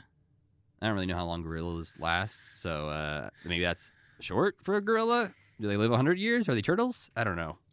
I'll find out with the internet. 38 Our years. 38 years is our average lifespan. So good job. Yeah. Damn. But yeah, across the board, it's a pretty standard folk song selection. Like it's a kind of a, if Mhm. you're going to introduce kids to folk music, this is a good way to do it Mhm. because it's got a lot of the standards on there, but some that you're not going to hear lumped in with the other ones, like Garbage and like the Ballad of Martin Luther King, Yeah. which is just, it's so badass. Like that the song, like the song itself is great, but the fact that it's on a Sesame Street album Yeah. with Big Bird and Oscar hanging out there is amazing. Yeah. Some of these songs will scare your child, and you'll have to answer some questions. But that's great. But barely a Muppet album by the same note. Yes. Yes. No, More it a is, Sesame Street album than a Muppet album. Well, yeah, and they had Big Bird and Oscar there a little bit Yeah. to justify it, but yes, it is mostly just a folk When- album for kids. When they're trying to sing along with Big Bird, that is a pretty good track too. When he keeps fucking up and Pete Seeger's just like, no, you fool.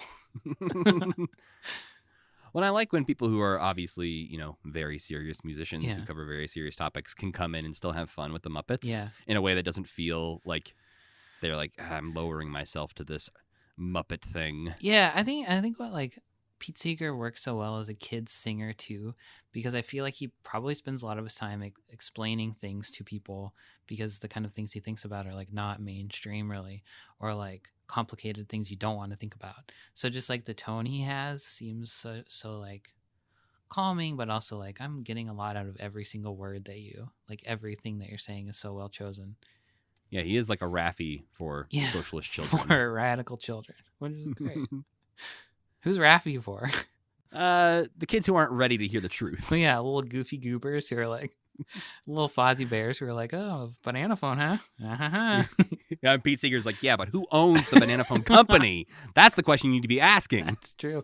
Do you know where that banana came from, kid? I'll tell you a genuinely horrible story right now. All right, so to follow that up, we've got another question.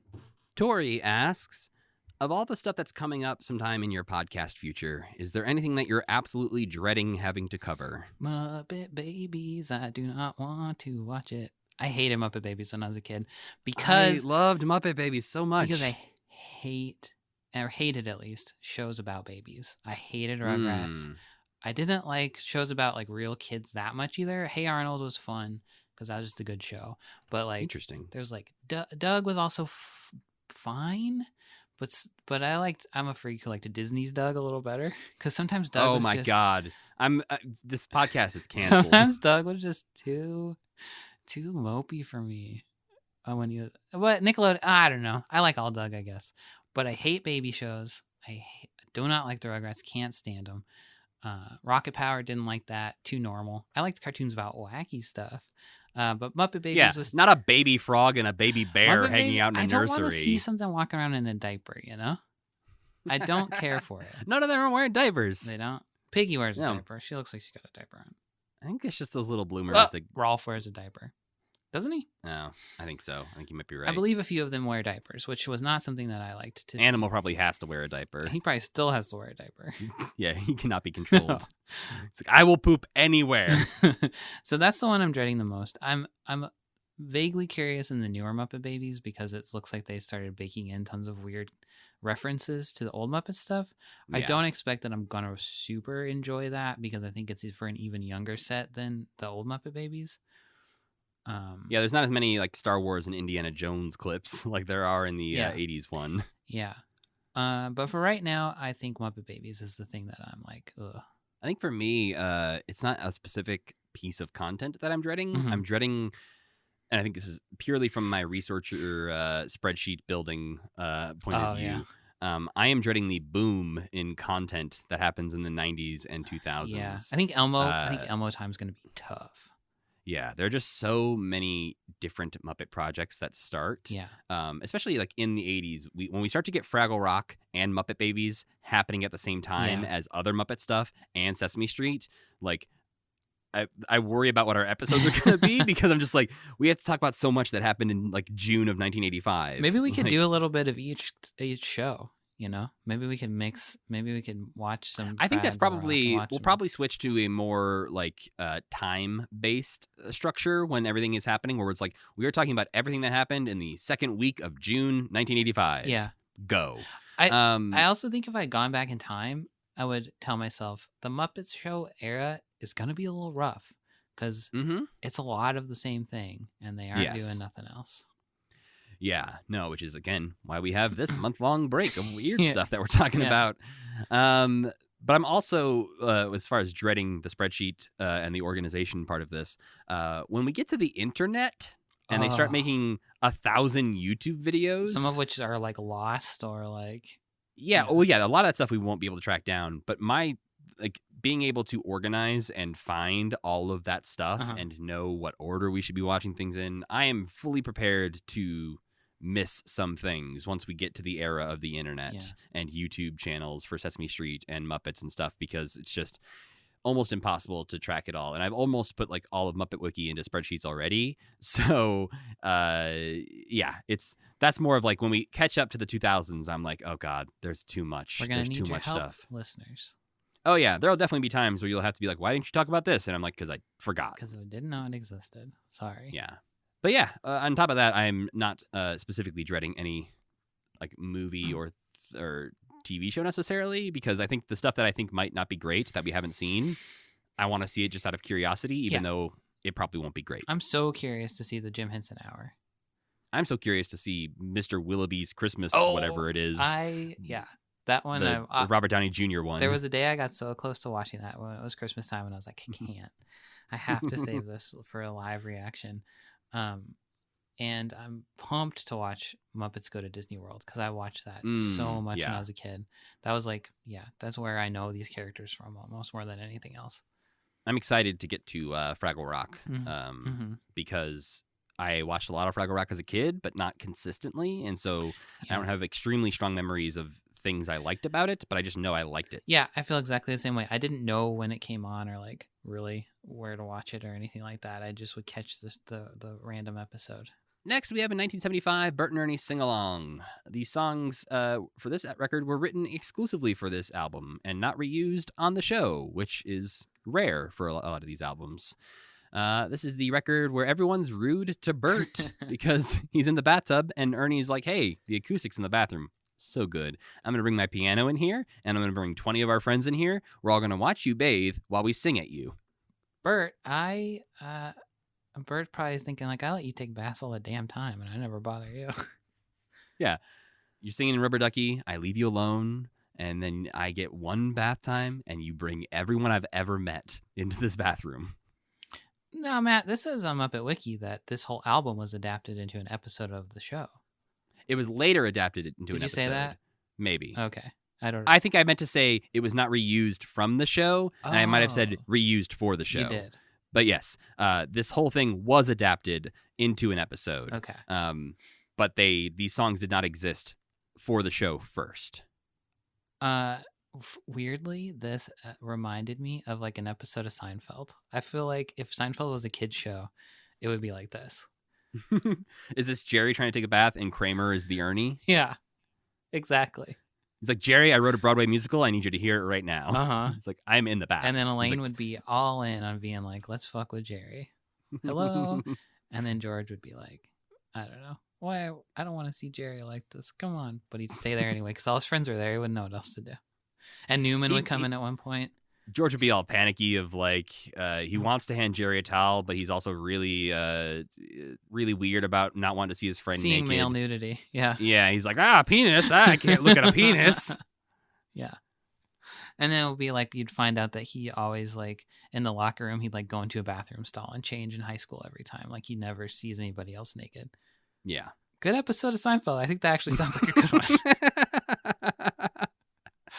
But this is not an episode of Seinfeld. This is a Sesame Street album for children, where even Gordon won't give him a towel. Like, I felt like the monsters and Ernie are one thing to like be rude to Bert, but when Bert asks Gordon for a towel, and Gordon's like, "Nah, man, we're good. I'm just gonna stand over here. I can't reach the cabinet. Sorry, you're on your own." I liked that tone of it, where like the grown-ups come in and like Bob's like, the acoustics are great in here, and they all know that they're just getting one over on old Bert. The only person who briefly shows any sympathy for Bert is the Count. What's he say? When he shows up, he notices that Bert is shivering. Oh, right. And is worried about him. But then they're like, "Hey, Count, want to sing a song?" And he's like, "Oh, yeah." Yeah.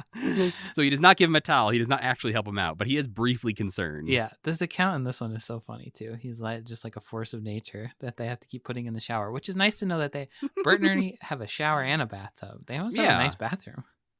Which I feel like we've never seen that when they've shown their bathroom. I feel like we just see the tub. Yeah. But yeah, they do hide the Count in the shower to get rid of him. I love when the characters on the show hate each other in like a completely like gentle way and are fully comfortable disposing of each other in various ways. Well, because they also end up being rude to Oscar after he threatens to call the cops on them. Yeah. Because they're making too much noise. He is not a fan of all this singing that they're doing, so he threatens to call the cops on them. But the concept of being stuck in the tub as it gets colder and colder was also one that was like really speaking to me for some reason. It's just such an unpleasant feeling when the tub is even just like half a degree too cold, and it's like, oh god. Oh yeah. But if I stand up, they'll see my ass and my berries too. But I didn't really have any notes on this one. I was just enjoying the ride. Yeah, same actually. I just I enjoy the idea of this album, but the songs themselves are just kind of like typical Sesame Street fare. Yeah. And so yeah, none of the songs really stood out. Yeah. All right, next question comes from Carolyn again. Asks, what's been the most surprising thing to you about the first 20 years or so of Muppets content? I think to me, the thing that I'm most surprised by is that I like the Muppet Show less than a lot of the other stuff we watched. To me, it feels rougher. To me, it's like there's more misses in the Muppet Show than there is in almost anything else we watched. Yeah, I think for me, I'm in a similar boat where there are more bad episodes of the Muppet Show than I expected. Yeah. But I think one of the other things that like surprised me the most is some of the things that are starting in the 70s that I pictured as more 90s Muppet type things, whether it's like the look of some characters or the behaviors or jokes of some characters where I'm like, oh, that wasn't like Muppets Tonight things. Yeah. Like that was actually existing already. I didn't realize they were doing that. Yeah. Steve Whitmire, I think, has had a big hand in that where you just are automatically flash forward to like 1997 or whatever because his voice just sounds so, it's like so prolific later that it feels so out of place to be in the freaking 70s. How on earth was he there in the 70s? Yeah, like Rizzo and Bean Bunny both become pretty like prevalent in the 80s and 90s. And so, yeah, hearing them like essentially their voices in the 70s, it does feel very weird. Another thing that I've noticed a lot, which is pretty obvious, I think, to notice, is that a lot of the celebrities on the Muppet Show I feel like when Muppets do stuff and there's like kind of a washed up celebrity on the thing they're doing, I have tended to feel like, oh, what have they stooped to? But a lot of the celebrities on the Muppet Show are past their prime, which I think is interesting. It's like old people that like your parents would remember coming back for a show, or like even Elton John. He was huge, but he wasn't peak huge. He was a few years past his like Elton John is like tearing up the world. Like everybody is just a couple of years past, except Sylvester Stallone. He's like the one huge exception so far, I feel like, where he had just made Rocky like that year. But otherwise, for the most part, everybody's like old vaudeville person, or they were big on TV 5 years ago. Well, and I feel like we get away from that the more we get into later seasons of The Muppet Show. Yeah. Like we get Christopher Reeve and Linda Carter and Mark Hamill, like these people who are currently some of the most famous people in the world. And I think part of that is just if you go through Jim Henson's Rolodex of people that he wants to be on his show, it's going to be the people he liked when he was a kid. Yeah. And then it's also, okay, but who can we get to come on our show who, maybe is past their prime, we can actually afford them, etc. How about Peter Sellers? Or Roy Rogers. Yeah, exactly. And so I understand why it happened, but I'm also surprised by the number of celebrity guests who I had never heard of before watching them on The Muppet Show. Next, in 1975, we have The Count Counts, another album that they actually adapted into an entire episode of Sesame Street.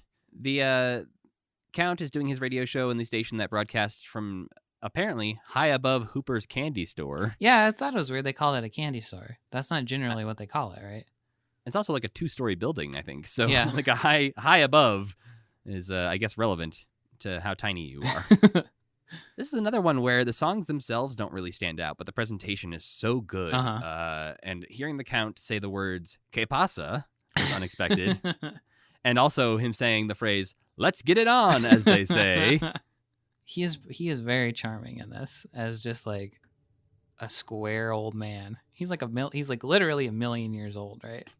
And that's something that I got a bunch of times is like he in all of these albums is like he's the bumbling grandpa who walks in and he's like, let's make it all about what I like, and everybody's like, Grandpa, go away. My song gets to be number one forever. Yeah. But it was really fun. Like just sitting there listening to it and being like, if I lived on Sesame Street, I could turn my radio on every night. This is what I'd be listening to. It would be great. That's what I want. I picture, this is Grover's favorite radio station. Yeah.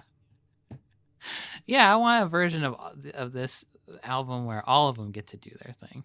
But the Count makes sense as a radio DJ. Like the countdown, it works. Yeah, and I could see him he's like the horror host. He's like the Svengoolie of that universe. Like he's the washed up celebrity who's like just, he's a creative fella. He pops up everywhere.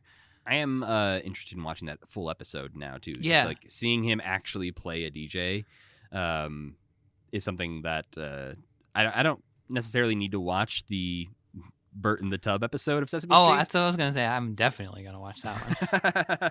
I guess seeing how they handle that situation in actual like live action would be interesting. Yeah. But yeah, I also was surprised to see that they even considered adapting records into episodes, which I guess when you're trying to create 130 episodes a year, you need to like pull ideas from wherever you get them. But it seems like such a weird structure to have these framing devices of the Count as a DJ for a whole episode, as opposed to like humans walking around the streets of Sesame Street talking about a problem that's going on. We need to rename a dog. What are we going to do? So yeah, it's interesting that I didn't realize they did such like high concept episodes. Yeah, I didn't either. And we didn't really watch any of those, I don't think. No. I was very curious listening to these two. Like they were so prolific. How did they do this many albums in like, because there's like way more than we listened to that came out in this span of time. And I think a lot of them are recycled stuff, but they can't all be. And even this amount of albums that we listen to is like a lot. How did they pin Jim down for this? Or how do they pin down the people who wrote the songs? Yeah. Like they have, I guess it's their job. And I guess you can't always be writing episodes of Sesame Street. And then sometimes you're like, I guess we can make an album now. Yeah, my guess is that it was probably between seasons of the show. Yeah. It's probably like, okay, we need to all come in and do these 5 records that we're going to release next year.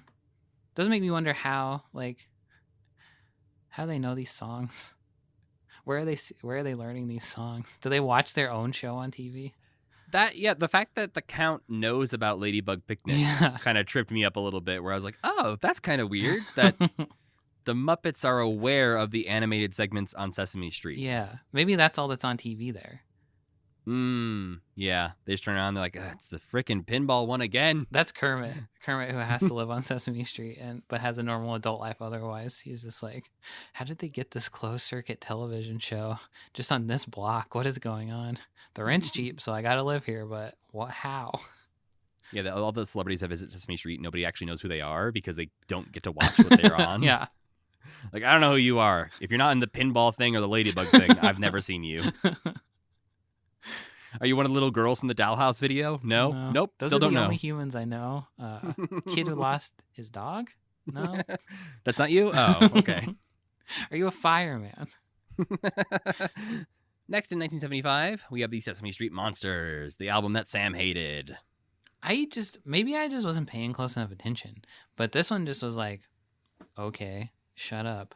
I don't know. I like the concept of the Monsters having an album. I like the Monsters coming together to record some cute songs, but yeah, honestly, it won't stick with me like some of the other ones maybe do a little bit more, but I thought it was a good time, and we've honestly already talked about it a bunch, and I don't have any other notes other than what we already said. I feel like this one could have had a stronger framing device. Like, it could have had Prairie trying to, like, she's sitting in the booth, like, trying to get them to calm down enough to sing their songs. When you explained a little bit more about, like, monsters have feelings too and stuff, I was like, oh, okay, I guess I can understand the point of this. But this one felt the most like kid music to me, I think, of all of them. Just like, oh, wow. Purely, yeah. this is like a children's record. I think the Monsters also, I think the thing I like so much about Prairie or about like Herbert Birdfoot is that, or Bert and Ernie, another thing that surprised me was that Ernie is so grown up. Like, Ernie's not dumb. Ernie just plays dumb in order to make other people's lives hell, but he's not dumb. So to have only dumb characters on the album, that was another thing that was like, they need somebody to talk to because they're just being fools right now. They need to be taken down a notch. But the Grover song was one of my favorite songs of this whole batch. So I think anything with Grover is immediately near the top of the list as far as great things go. Yeah. We have a couple more questions left here. We have one from Arden who says, are you going to stream playing the Muppet video games together when you get there in time? I don't know. We could be figuring something out. We could maybe have some plans for that. That might be revealed relatively soon. Let's move on to the next question. Next question, last question. Very self-serving question. Gabrielle asks if we have a P.O. box for fan mail, potentially. That's a great idea. We do have one, Sam. Oh. Matt, you're a smart man. If you want to send anything, I mean, don't send a lot of crap, honestly. I'll take all the crap you got. I'm fine with fan mail and stuff, but like, if you find like a giant 9-foot-tall Big Bird cardboard cutout, we don't need that. What are you talking about? I need that. You can have it, Sam. Yeah. We'll put it in your house. Okay. But yes, if you want to send us anything, letters, stickers, some fun fan mail, if you find cool Muppet things that we wouldn't have access to and you want to send it to us, the address is Kermitment at P.O. Box 16434, Missoula, Montana 59808. And Matt's home address is... It's that's where I live. I live in the P.O. box. He's so tiny. He's like a Men in Black alien. Open it up, and he says, the master. And then I give him a French fry. So yes, if you want to send anything, that is where you can send it. I've checked that P.O. box since we signed up for it. Mostly I signed up for it in case any of the enamel pins we send out get returned. Oh, that's a good idea. I'm going to start sending stuff to it. I'm going to start sending riddles. All right, we got a few albums left. Next up, one I don't think we're going to have a lot to say about. It's Happy Birthday from Sesame Street from 1977. Yeah, this one just existed. It exists. We talked about the concept of, you put it on for a birthday party. There's some instructions where there's a song called Put a Cookie in My Mouth because originally this album came with a paper cookie monster that you could put up on the wall like a Pin the Tail on the Donkey, where you would put a blindfold on the kids and let him try to put the cookie in his mouth. And he would sing, "Put the cookie in my mouth," while you tried that. So it's a lot of party games, like musical chairs. which is just straight up a musical chairs song with Big Bird and Maria. But there is one extremely sad song on this record. Yeah. Where Grover does not know when his birthday is and has not been invited to a birthday party that everyone else has been invited to. Grover's got a mom. He lives with his mom. Why doesn't she tell him when his birthday is? He's like, maybe someday I'll have a birthday. Yeah, he does not know when his special day is, and I felt so bad for Grover. Me too. And they forgot to invite him, which stings. Yeah, there was some confusion. I think it's Prairie Dawn and somebody else basically said to each other, like, you're inviting Grover, right? And then the other person thought, like, no, you're inviting Grover. And it turned out neither of them said anything to Grover at all. Horrible. How could you forget Grover? But yeah, just picture yourself as like a 9-year-old, Sam, and you're at a Yeah. birthday party, and suddenly the parents are like, everyone, I'm putting this record on You must do to, what to it run the says. party. Yeah. Yes. I think It's also like only like a 35-minute album, so that's a very short birthday party. I think 9 is a little old. I think if I was like 4, I'd be like, Mm. oh, hell yeah. You know? You got Cookie Monster to sing you happy birthday? Yeah. You're the coolest kid on the block, Yeah. Sam. But yeah, this is definitely a time filler album for parents Mm-hmm. who don't know how to run a kid's party and don't want to do musical chairs themselves. They'll just let Big Bird do it. Yeah, there aren't any in particular like fun character interactions or anything that will give you a deeper insight into these No, people or anything like that. I would look up and listen to the song "When Will My Birthday Come" by Grover Yeah. because I think that's an enjoyable, weird song to listen to. Mhm. But that's about the only highlight on this record. The Grover song also though is like, what are you doing at that point in the party? Is everybody just standing still like crying? Maybe that's when like the kids go outside to play and the parents are just like, "Oh, this one has some heart. This is for me." Yeah, this is that could be. But that would be a definite like downer. It's like when somebody puts on like too sad a song at a party after a bunch of bangers.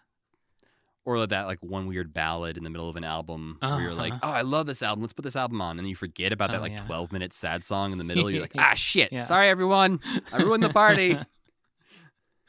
Next up, in 1977, we had the Sesame Street Fairy Tale album, which is the Oh. longest of these and also the hardest to get through because it seems like a very fun concept. Yep. All the Sesame Street Muppets are getting together to tell each other fairy tales. You assume they're going to be fun, they're going to be wacky and twisted, and they're going to interrupt each other. Nope. They're just all sitting there, and nobody interrupts anybody, and there's nothing really fun about it. They just No. tell stories. That was so. It's such a wasted thing. Like you basically just said, it's like they could have had so much fun with this, and it could have been so chaotic. But I guess it's The only- like maybe you want your kid to calm down a little bit.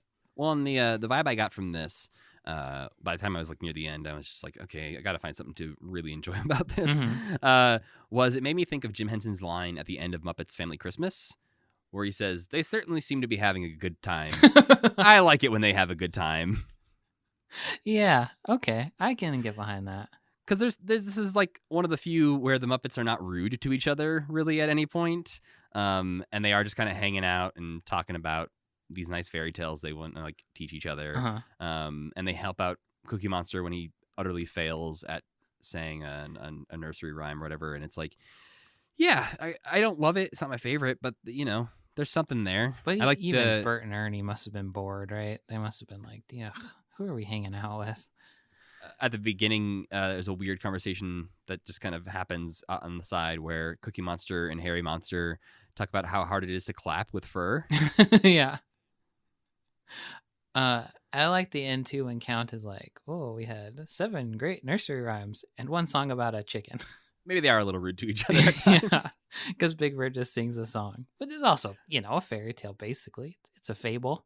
Prairie Dawn does call out Grover for his very cliche, the princess has to marry the prince Oh, song. yeah. I like that. That's the first story, too. And it's kind of like, okay, maybe this will be interesting. But then after that, they're not so much. She's just like, why can't you stay at home and ride her horse around? Very Lisa Simpson-y, you know? Yeah, I honestly expected more of that to, happen Yeah. throughout it. And it just kind of eventually turns into just, again, I feel like they had 2 or 3 songs for a great concept for a record. And then they ran out of those ideas and were like, well, I guess we just fill in some other nursery rhymes. Yeah, I feel like Count, now I'm thinking about it, Count's like the MVP of this thing. Because he does want to give him 1,098 beans or whatever and count every single one in the last story, which is pretty good. Yeah, they have to keep him under control. Like Yeah. during Goldilocks and the Three Bears, he wants to do Goldilocks and the 23 Bears. And they had to like keep pulling him back like, no, just do 3, dude. Yeah. Come on. You're ruining our calm down. whole day. And lastly, we listened to Sesame Street Fever, the disco record, featuring an actual Bee Gee, Yeah. Robin Gibb. Just a little bit, but he's Yeah. there.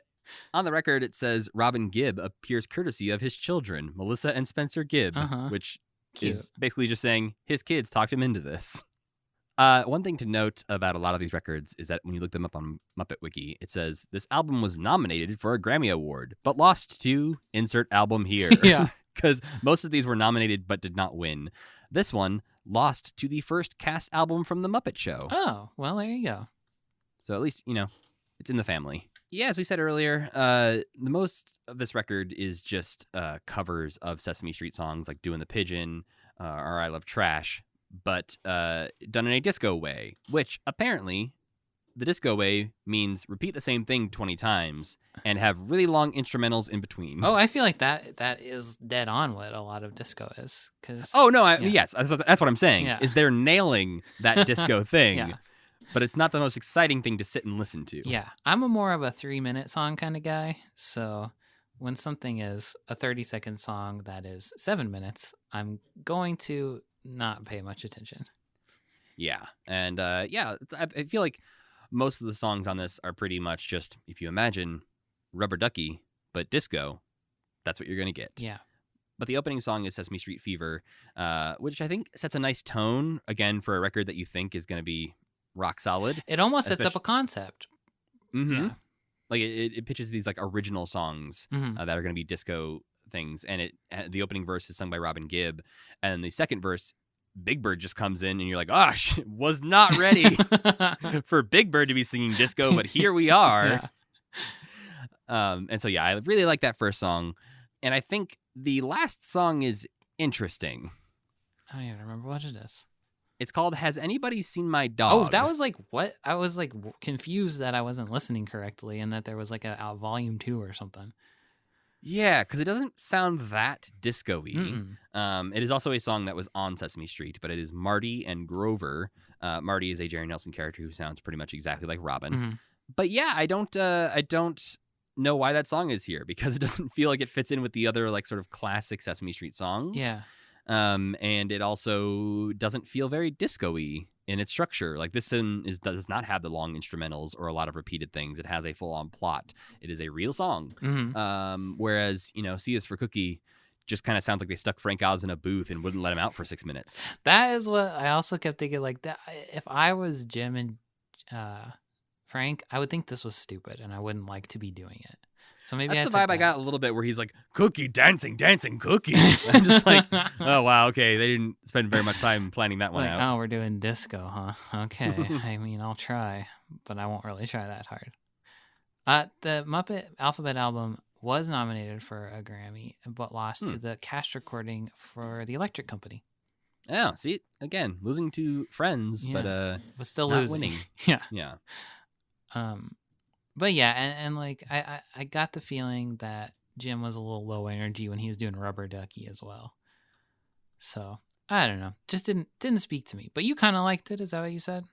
I really liked the first song, Yeah. and I think that like had some holdover to like make me like the rest of it. Uh-huh. But definitely by like the middle of Rubber Ducky, I was like, oh, okay, let's get this over with. I think this one could have benefited from a storyline. It could have benefited from Yeah. somebody opening a disco, like Hooper's like, "Hey, I'm starting a disco for some reason," or disco fever is a disease and they're all catching it, and it's like Bert, because Bert wouldn't do disco, right? There's got to be a compelling reason for Bert to do disco, I feel like, or maybe he loves it. I actually don't know.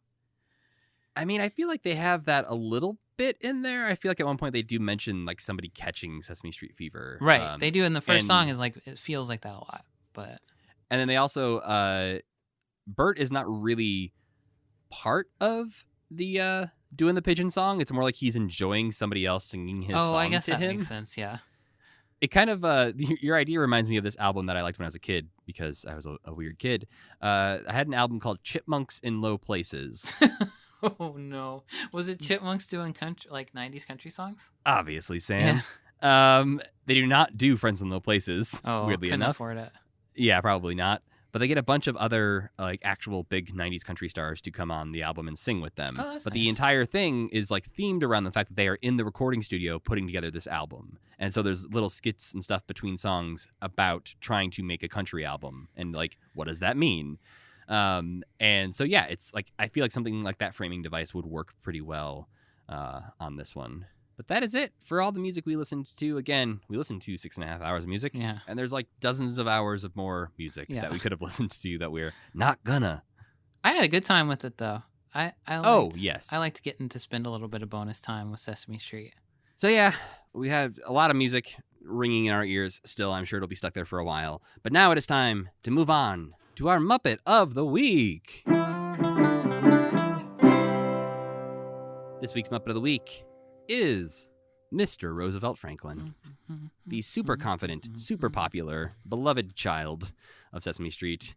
There is a lot out there about Roosevelt Franklin that we do not have time to get into today. But if you'd like to learn more than what I'm going to teach you about Roosevelt Franklin, I suggest checking out a recent article on melmagazine.com by Zarin Burnett III called Fear of a Black Muppet, Why Sesame Street Dropped Roosevelt Franklin. Yeah.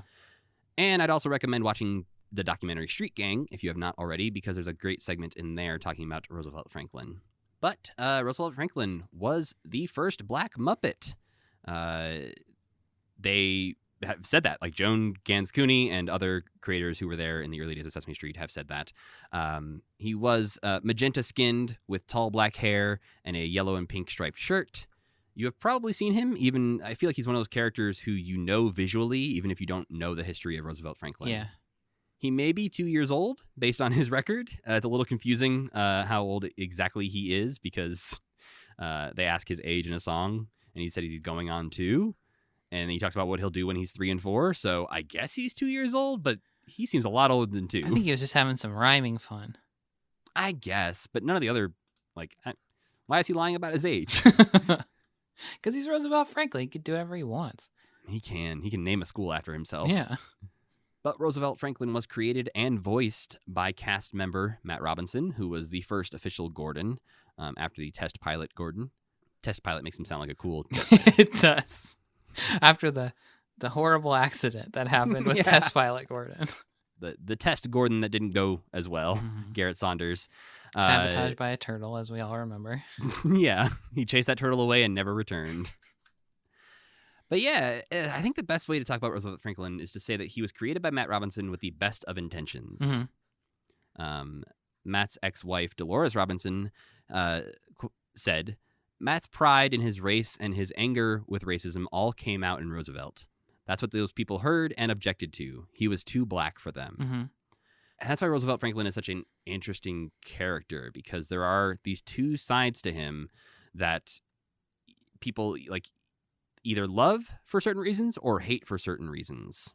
To quote an article I found written by Nathan Rabin, watching these segments nearly half a century later, it's easy to see how people could look at the same sketches and see either an appalling modern-day minstrel show that depicted young black men and women as strutting, rhyming, jive-talking cool cats and funky soul sisters, or a deeply empowering portrayal of African-American life that was fun and vibrant and unapologetically black. As sort of, yeah, it's obviously very different to watch Roosevelt Franklin sketches in 2022 as opposed to 1970, and to understand what was going on in a time when we were not alive. So I don't want to sit here and try to analyze Roosevelt Franklin too much, because we're also, two white dudes who are not well equipped to have this conversation. But as far as Roosevelt Franklin's role on the show, he did attend Roosevelt Franklin Elementary School, where he would sometimes teach his classmates about things like high and low, or how Africa is more than just jungles. And there are, again, many conflicting accounts of when Roosevelt Franklin sort of first showed up, what his role was when he first appeared, when he changed over into who he became, when he went away. When he went away was different than when Matt Robinson went away. Is that what you're about to say? Yeah, so Matt Robinson was originally hired for Sesame Street to not be a performer at all, but he was going to write and produce. But then when they couldn't find a good Gordon, they were like, hey, you want to be Gordon? Yeah. And he said, sure. And so he was Gordon for the first 3 years. But when he resigned from being Gordon in 1972, he kept going on and being Roosevelt Franklin as late as 1974. So at least for a couple more years, he was still recording new Roosevelt Franklin things. Huh. But Matt Robinson also did not puppeteer Roosevelt Franklin because he was not a puppeteer. So Frank Oz was the original puppeteer behind Roosevelt Franklin, and Matt Robinson would just do the voice, which is very rare for Muppets. But what's also rare is that Matt Robinson and Roosevelt Franklin are intrinsically tied together. In all of the materials I was reading on the record cover, they are both there. There is no separation between Matt Robinson and Roosevelt Franklin. It's a very strange thing that we don't see with Jim Henson's It's not a Muppets Muppet relationship. Yeah, it's like a Charlie McCarthy relationship. Right. Yeah, I think that's a very fair comparison because rarely is Roosevelt talked about in ways that don't involve Matt Robinson being part of the conversation, which is not a thing you really have when people start talking about Miss Piggy. They're not like, oh, yes, Frank Oz is Miss Piggy. And I think, obviously, he's a bigger part of creating this character from the ground up. He conceived this character. He is voicing this character. He wrote all the sketches for this character. So he's very tied to it. But just featuring the performer behind the voice of a character so prominently is just extremely rare for Muppets in general, aside from, again, Jim being on The Tonight Show. And so the fact that it's Jim Henson and Matt Robinson are the only two who get to this treatment is bizarre. After many, many years of Roosevelt not really being a character on Sesame Street, or at a certain point sort of disappearing to a silent background character, in 2019, they brought Roosevelt back a little bit. So there was a reality show called Meet the Peets, which features Holly Robinson Peete, who is Matt Robinson's daughter, who also went on to be an actress in many, many things. You would know her if you saw her. But she had a reality show called Meet the Peets. And so her and her brother, who's also named Matt Robinson, he's the junior, got to go visit Sesame Street. And while they're there, the Sesame Street people surprised them, and they got to meet and see Roosevelt Franklin for the first time in 50 years. Whoa. And in this appearance, Ryan Dillon, who performs Elmo, is puppeteering Roosevelt Franklin, but Chris Knowing is doing the voice of Roosevelt Franklin, once again having this separation of puppeteer and voice actor. Chris Knowing is one of the human cast members on Sesame Street. He plays Chris Robinson, Gordon and Susan's nephew. Oh. So it's sort of like a keeping it in the family type of thing. But he does a great job. It sounds just like Roosevelt Franklin. And the only speaking roles I have found for Roosevelt Franklin since then is that he has a few lines in that Meet the Peets, and then he also talks in a YouTube video with Paul Scheer, where Paul Scheer talks about how much he loved Roosevelt Franklin as a kid. And then he appears very briefly in the 50th anniversary Joseph Gordon-Levitt special. He looks way different. He looks like more Muppety, I guess. Yeah, I think they had to, they probably had to rebuild Roosevelt Franklin, and he's a little less slapped together. Yeah. Those early Roosevelt ones look like his eyes could fall off at any time. Yeah. But yeah, as we talked about, there definitely was some controversy around Roosevelt Franklin. There were a lot of black parents who wrote in to complain about Roosevelt. One letter said that basically Roosevelt was reinforcing attitudes from a larger society view that, black people can be musically inclined while white people get to be intellectuals. And a person who actually worked at Children's Television Workshop was quoted as saying, "I like the idea of black Muppets. I do not like this one-dimensional use of black Muppets." And I think that goes back to a little bit what we talked about earlier, how there's pros and cons to giving Roosevelt Franklin his own segment on the show, where he gets to stand out, he gets to have this whole thing named after him, he gets his own school, but doesn't get to interact and hang out with the other Muppets that much. Yeah. Some quick fun facts about Roosevelt. There was a rap group who existed at one point named Roosevelt Franklin who had a song called Muppet Love. It is not as sweet as innocent as that might sound. Okay. It's a fairly dirty rap song. I did listen to it. It does not really have a lot to do with Muppets, other than it sounds like they sampled the Roosevelt Franklin song in the background. Okay. Roosevelt does have some family members that we mentioned because most of them only exist on the record, but on Sesame Street, he has a mother who is just known as Roosevelt Franklin's mother. On the show, her voice was provided by Loretta Long, who played Susan. However, on the album, she was performed by Rosalind Cash, who was a actress and singer. who also performed the voice of Mary Frances Franklin, who is Roosevelt's sister, who only appears on the album. Also only appearing on the album are Baby Ray Franklin, performed by Matt Robinson, which is Roosevelt Franklin's little brother. In the liner notes for the album, we get a mention of Roosevelt Franklin's dad, but basically in the liner notes they say, like, we don't have time to talk about him right now, so we'll feature him later. But I don't think that ever happened. Somebody we did not talk about who features on the album. I know who you're going to say. Is it A.B.C.to? It is A.B.C.to, who is Roosevelt Franklin's Spanish-speaking friend that is also voiced by Matt Robinson. Yeah. Doing his best Speedy Gonzales impersonation. Yeah. And A.B.C.to is portrayed in the liner notes as little feet sticking out of a giant sombrero. Yeah. And so it's again an interesting conversation to have where we're talking about people having problems with the stereotyping of the character Roosevelt Franklin. And then right in the middle of that, we have Matt Robinson doing a very stereotypical Mexican character on the album. But yeah, I guess ranking wise, feelings wise, like, what are your feelings on Roosevelt Franklin as we have gotten like to see him? I just feel like he got a bum deal.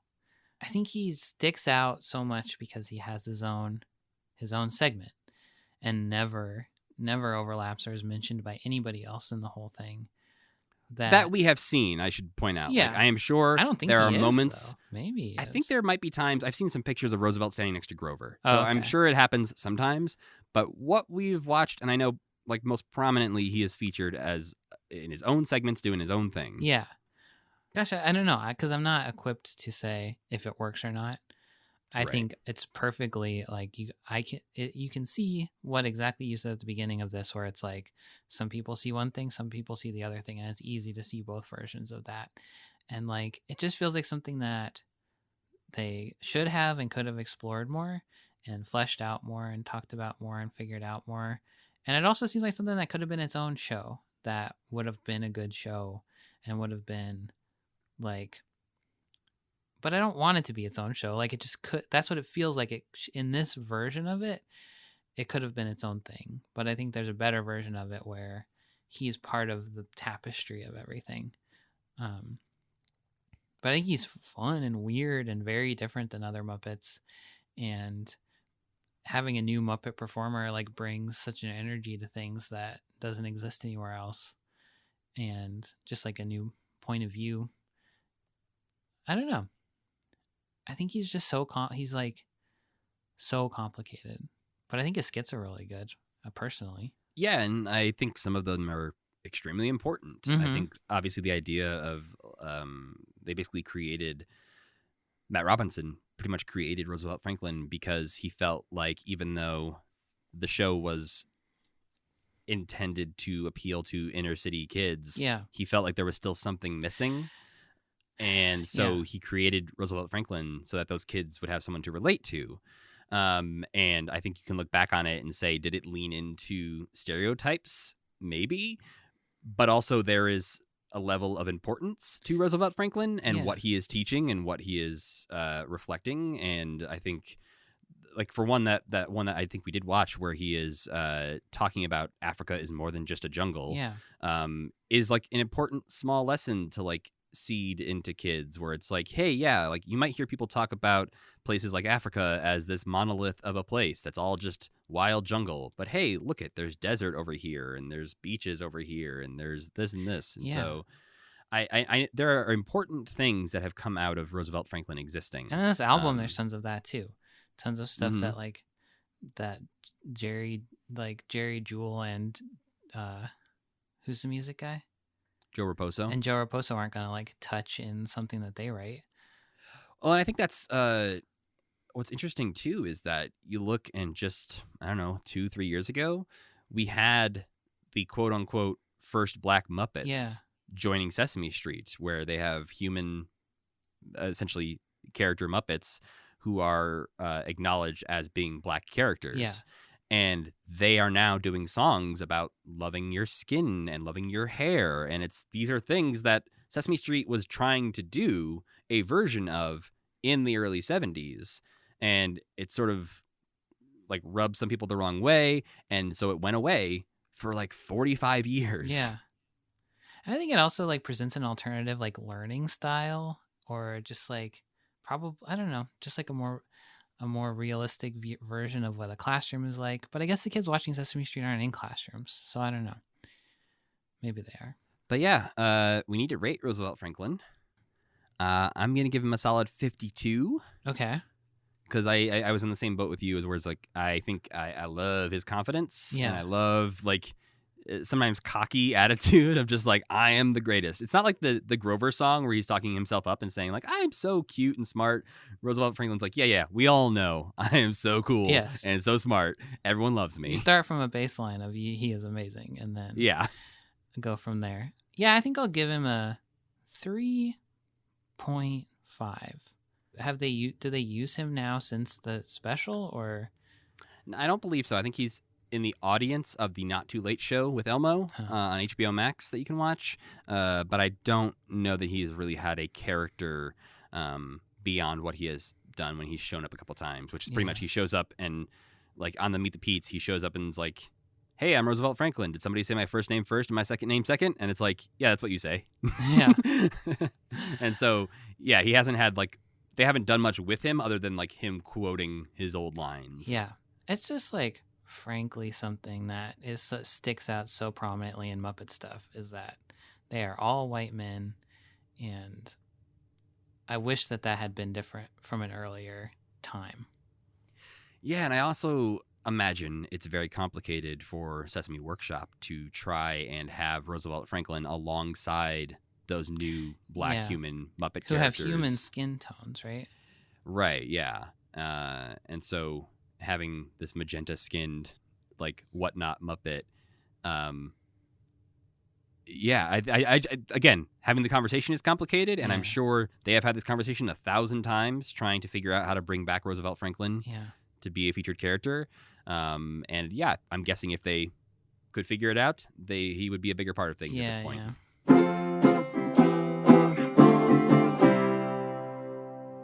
So this might be our longest episode ever, Sam, because we listened to 6.5 hours of music this week, and we spent a long time talking about it. But did you have any time this week to enjoy any non-Muppet things? Oh boy, did I! I saw Batman. Oh, the Batman? I saw the Batman. There he is. Yeah, I watched that and Drive My Car, which are both 3-hour-long movies. So Oh boy, that was quite a bit of stuff to watch. Yeah, I saw the Batman, and I liked it. I thought it was really good. It's probably my favorite Batman. Wow. Yeah, it feels so much like an episode of Batman the Animated Series. And I don't really want to talk about the plot or anything like that, but Thank you. Very fun in a way that it doesn't look like on the trailers. Okay, that's good, because to me, I want to be excited about it, but it also looked kind of boring from the trailers to me. Yeah. So the fact that everyone is raving about it does make me more excited to see it. It's weird. There are parts of it that are boring because it's 3 hours long. So, of course, there's going to be parts that are boring. But it's weird, and it's different, very different than any other like live-action take on Batman, and much more in line with what you'd expect from like a comic or a cartoon in a weird way. Interesting. Yeah. All right. And Drive My Car was probably really good, but I couldn't really follow it, and it was hard to watch for me. But I wanted to like it, but I think I'm not smart enough to like it, is what I felt like. I watched the first 5 episodes of Bel Air this week. Oh, I've been very curious about that, but Rachel refuses to watch it because she loves the original show so much. So it's a weird thing because it is definitely better than I ever expected it to be. Okay. There are lots of nods and little hints because I was also one of those kids who loved Fresh Prince and have seen every episode multiple times. So there are lots of little nods to the old series in there. Like there's like certain things a character will eat or say or wear that you're like, I get it. Does he wear big dog shorts? I have not seen a big dog show up yet. It is set in modern times, and so they are much cooler than that. Yeah. But yeah, it's basically like Fresh Prince, but everyone is stressed out and mad at each other all the time. That's exactly what the trailers look like. Yeah, it's a little like much at times, where you're just like, oh god, this person has to have a drug problem too, and then they also have to be mad at their dad, and then this person's upset that they didn't get the job, and it's just like there's so much stress and everyone being upset that you don't get those moments of like familial love moments that you get from the old series. Yeah. And so there's definitely times where I'm just like, just like each other, please. Wait till they show Hillary's fiance's death, but they show it full gory gratuity. I don't think that's going to happen, honestly. Hillary is an influencer who's trying to move into an influencer house. Oh, okay. She's got a big Instagram and TikTok following. Yeah. But she's already met Jazz, and they're flirting quite a bit. Oh, I forgot about that. That was a thing in the Yeah. old show, right? A little bit, yeah. Well, I would like to watch it eventually, and I think I probably will. It was one of those I put on and be like, let's see how this goes. Yeah. And then I was like 5 episodes in, and I was like, oh, that was pretty good. I am a sucker for that kind of thing, like that kind of like half cash in, half like, I don't know. I think it's fine to remix stuff, especially if you do it so drastically. It did make it extremely jarring to go back and watch an episode of The Fresh Prince of Bel-Air because there's some like very like parallel episodes of like, oh, Will's friend from Philadelphia comes and stays with the Bankses for a little bit, and they do that episode on both series. Where in the old series, Don Cheadle plays Trey, who comes and visits, and they have an episode where Trey comes and visits Bel-Air in the new series, and I was like, well, I want to go back and watch the Don Cheadle one now, and it's just like, it almost, after watching those episodes, I was like, whoa, why is everyone laughing? This is a serious matter. I was thinking like Jazz's whole situation in that old show is like bad. Like he lives in a bad place, and he's like, I don't know. I could see how it's very easy to tweak that to being like, this is grim. Well, in this one, he owns a record store, and it seems to be very successful. Oh, great. Okay. He doesn't live in like a weird blank apartment with like a mattress on the floor. And like a hole in the ground, if I remember correctly. No, he does. He seems to be doing pretty well for himself. Oh, that's fun. Is he the taxi driver who picks him up Yep. at the beginning? That's what it looked like. I was like, that's how they meet. That's kind of fun. Yeah, there's like those little twists on things where a lot of the characters that you remember are there, but they just are doing something slightly different than they were before. Well, Jeffrey is much more menacing. that's not good. I guess Jeffrey's It's kind of good. Jeffrey's kind of menacing in the old one. Yeah, but this is, instead of like the butler, he's the house manager, and so it's sort of like when Philip needs something to get done, Jeffrey's gonna handle it. Oh, I see. Is he Yeah. still a ladies' man? I loved that aspect of Jeffrey, where he was. He does like, have a very good flirtatious moment at one point, and at one point, Will refers to him as Idris because he's like this sexy British man. Old Jeffrey was always having sex, so They showed that like every other episode. yeah. But that's enough about Bel-Air, I think.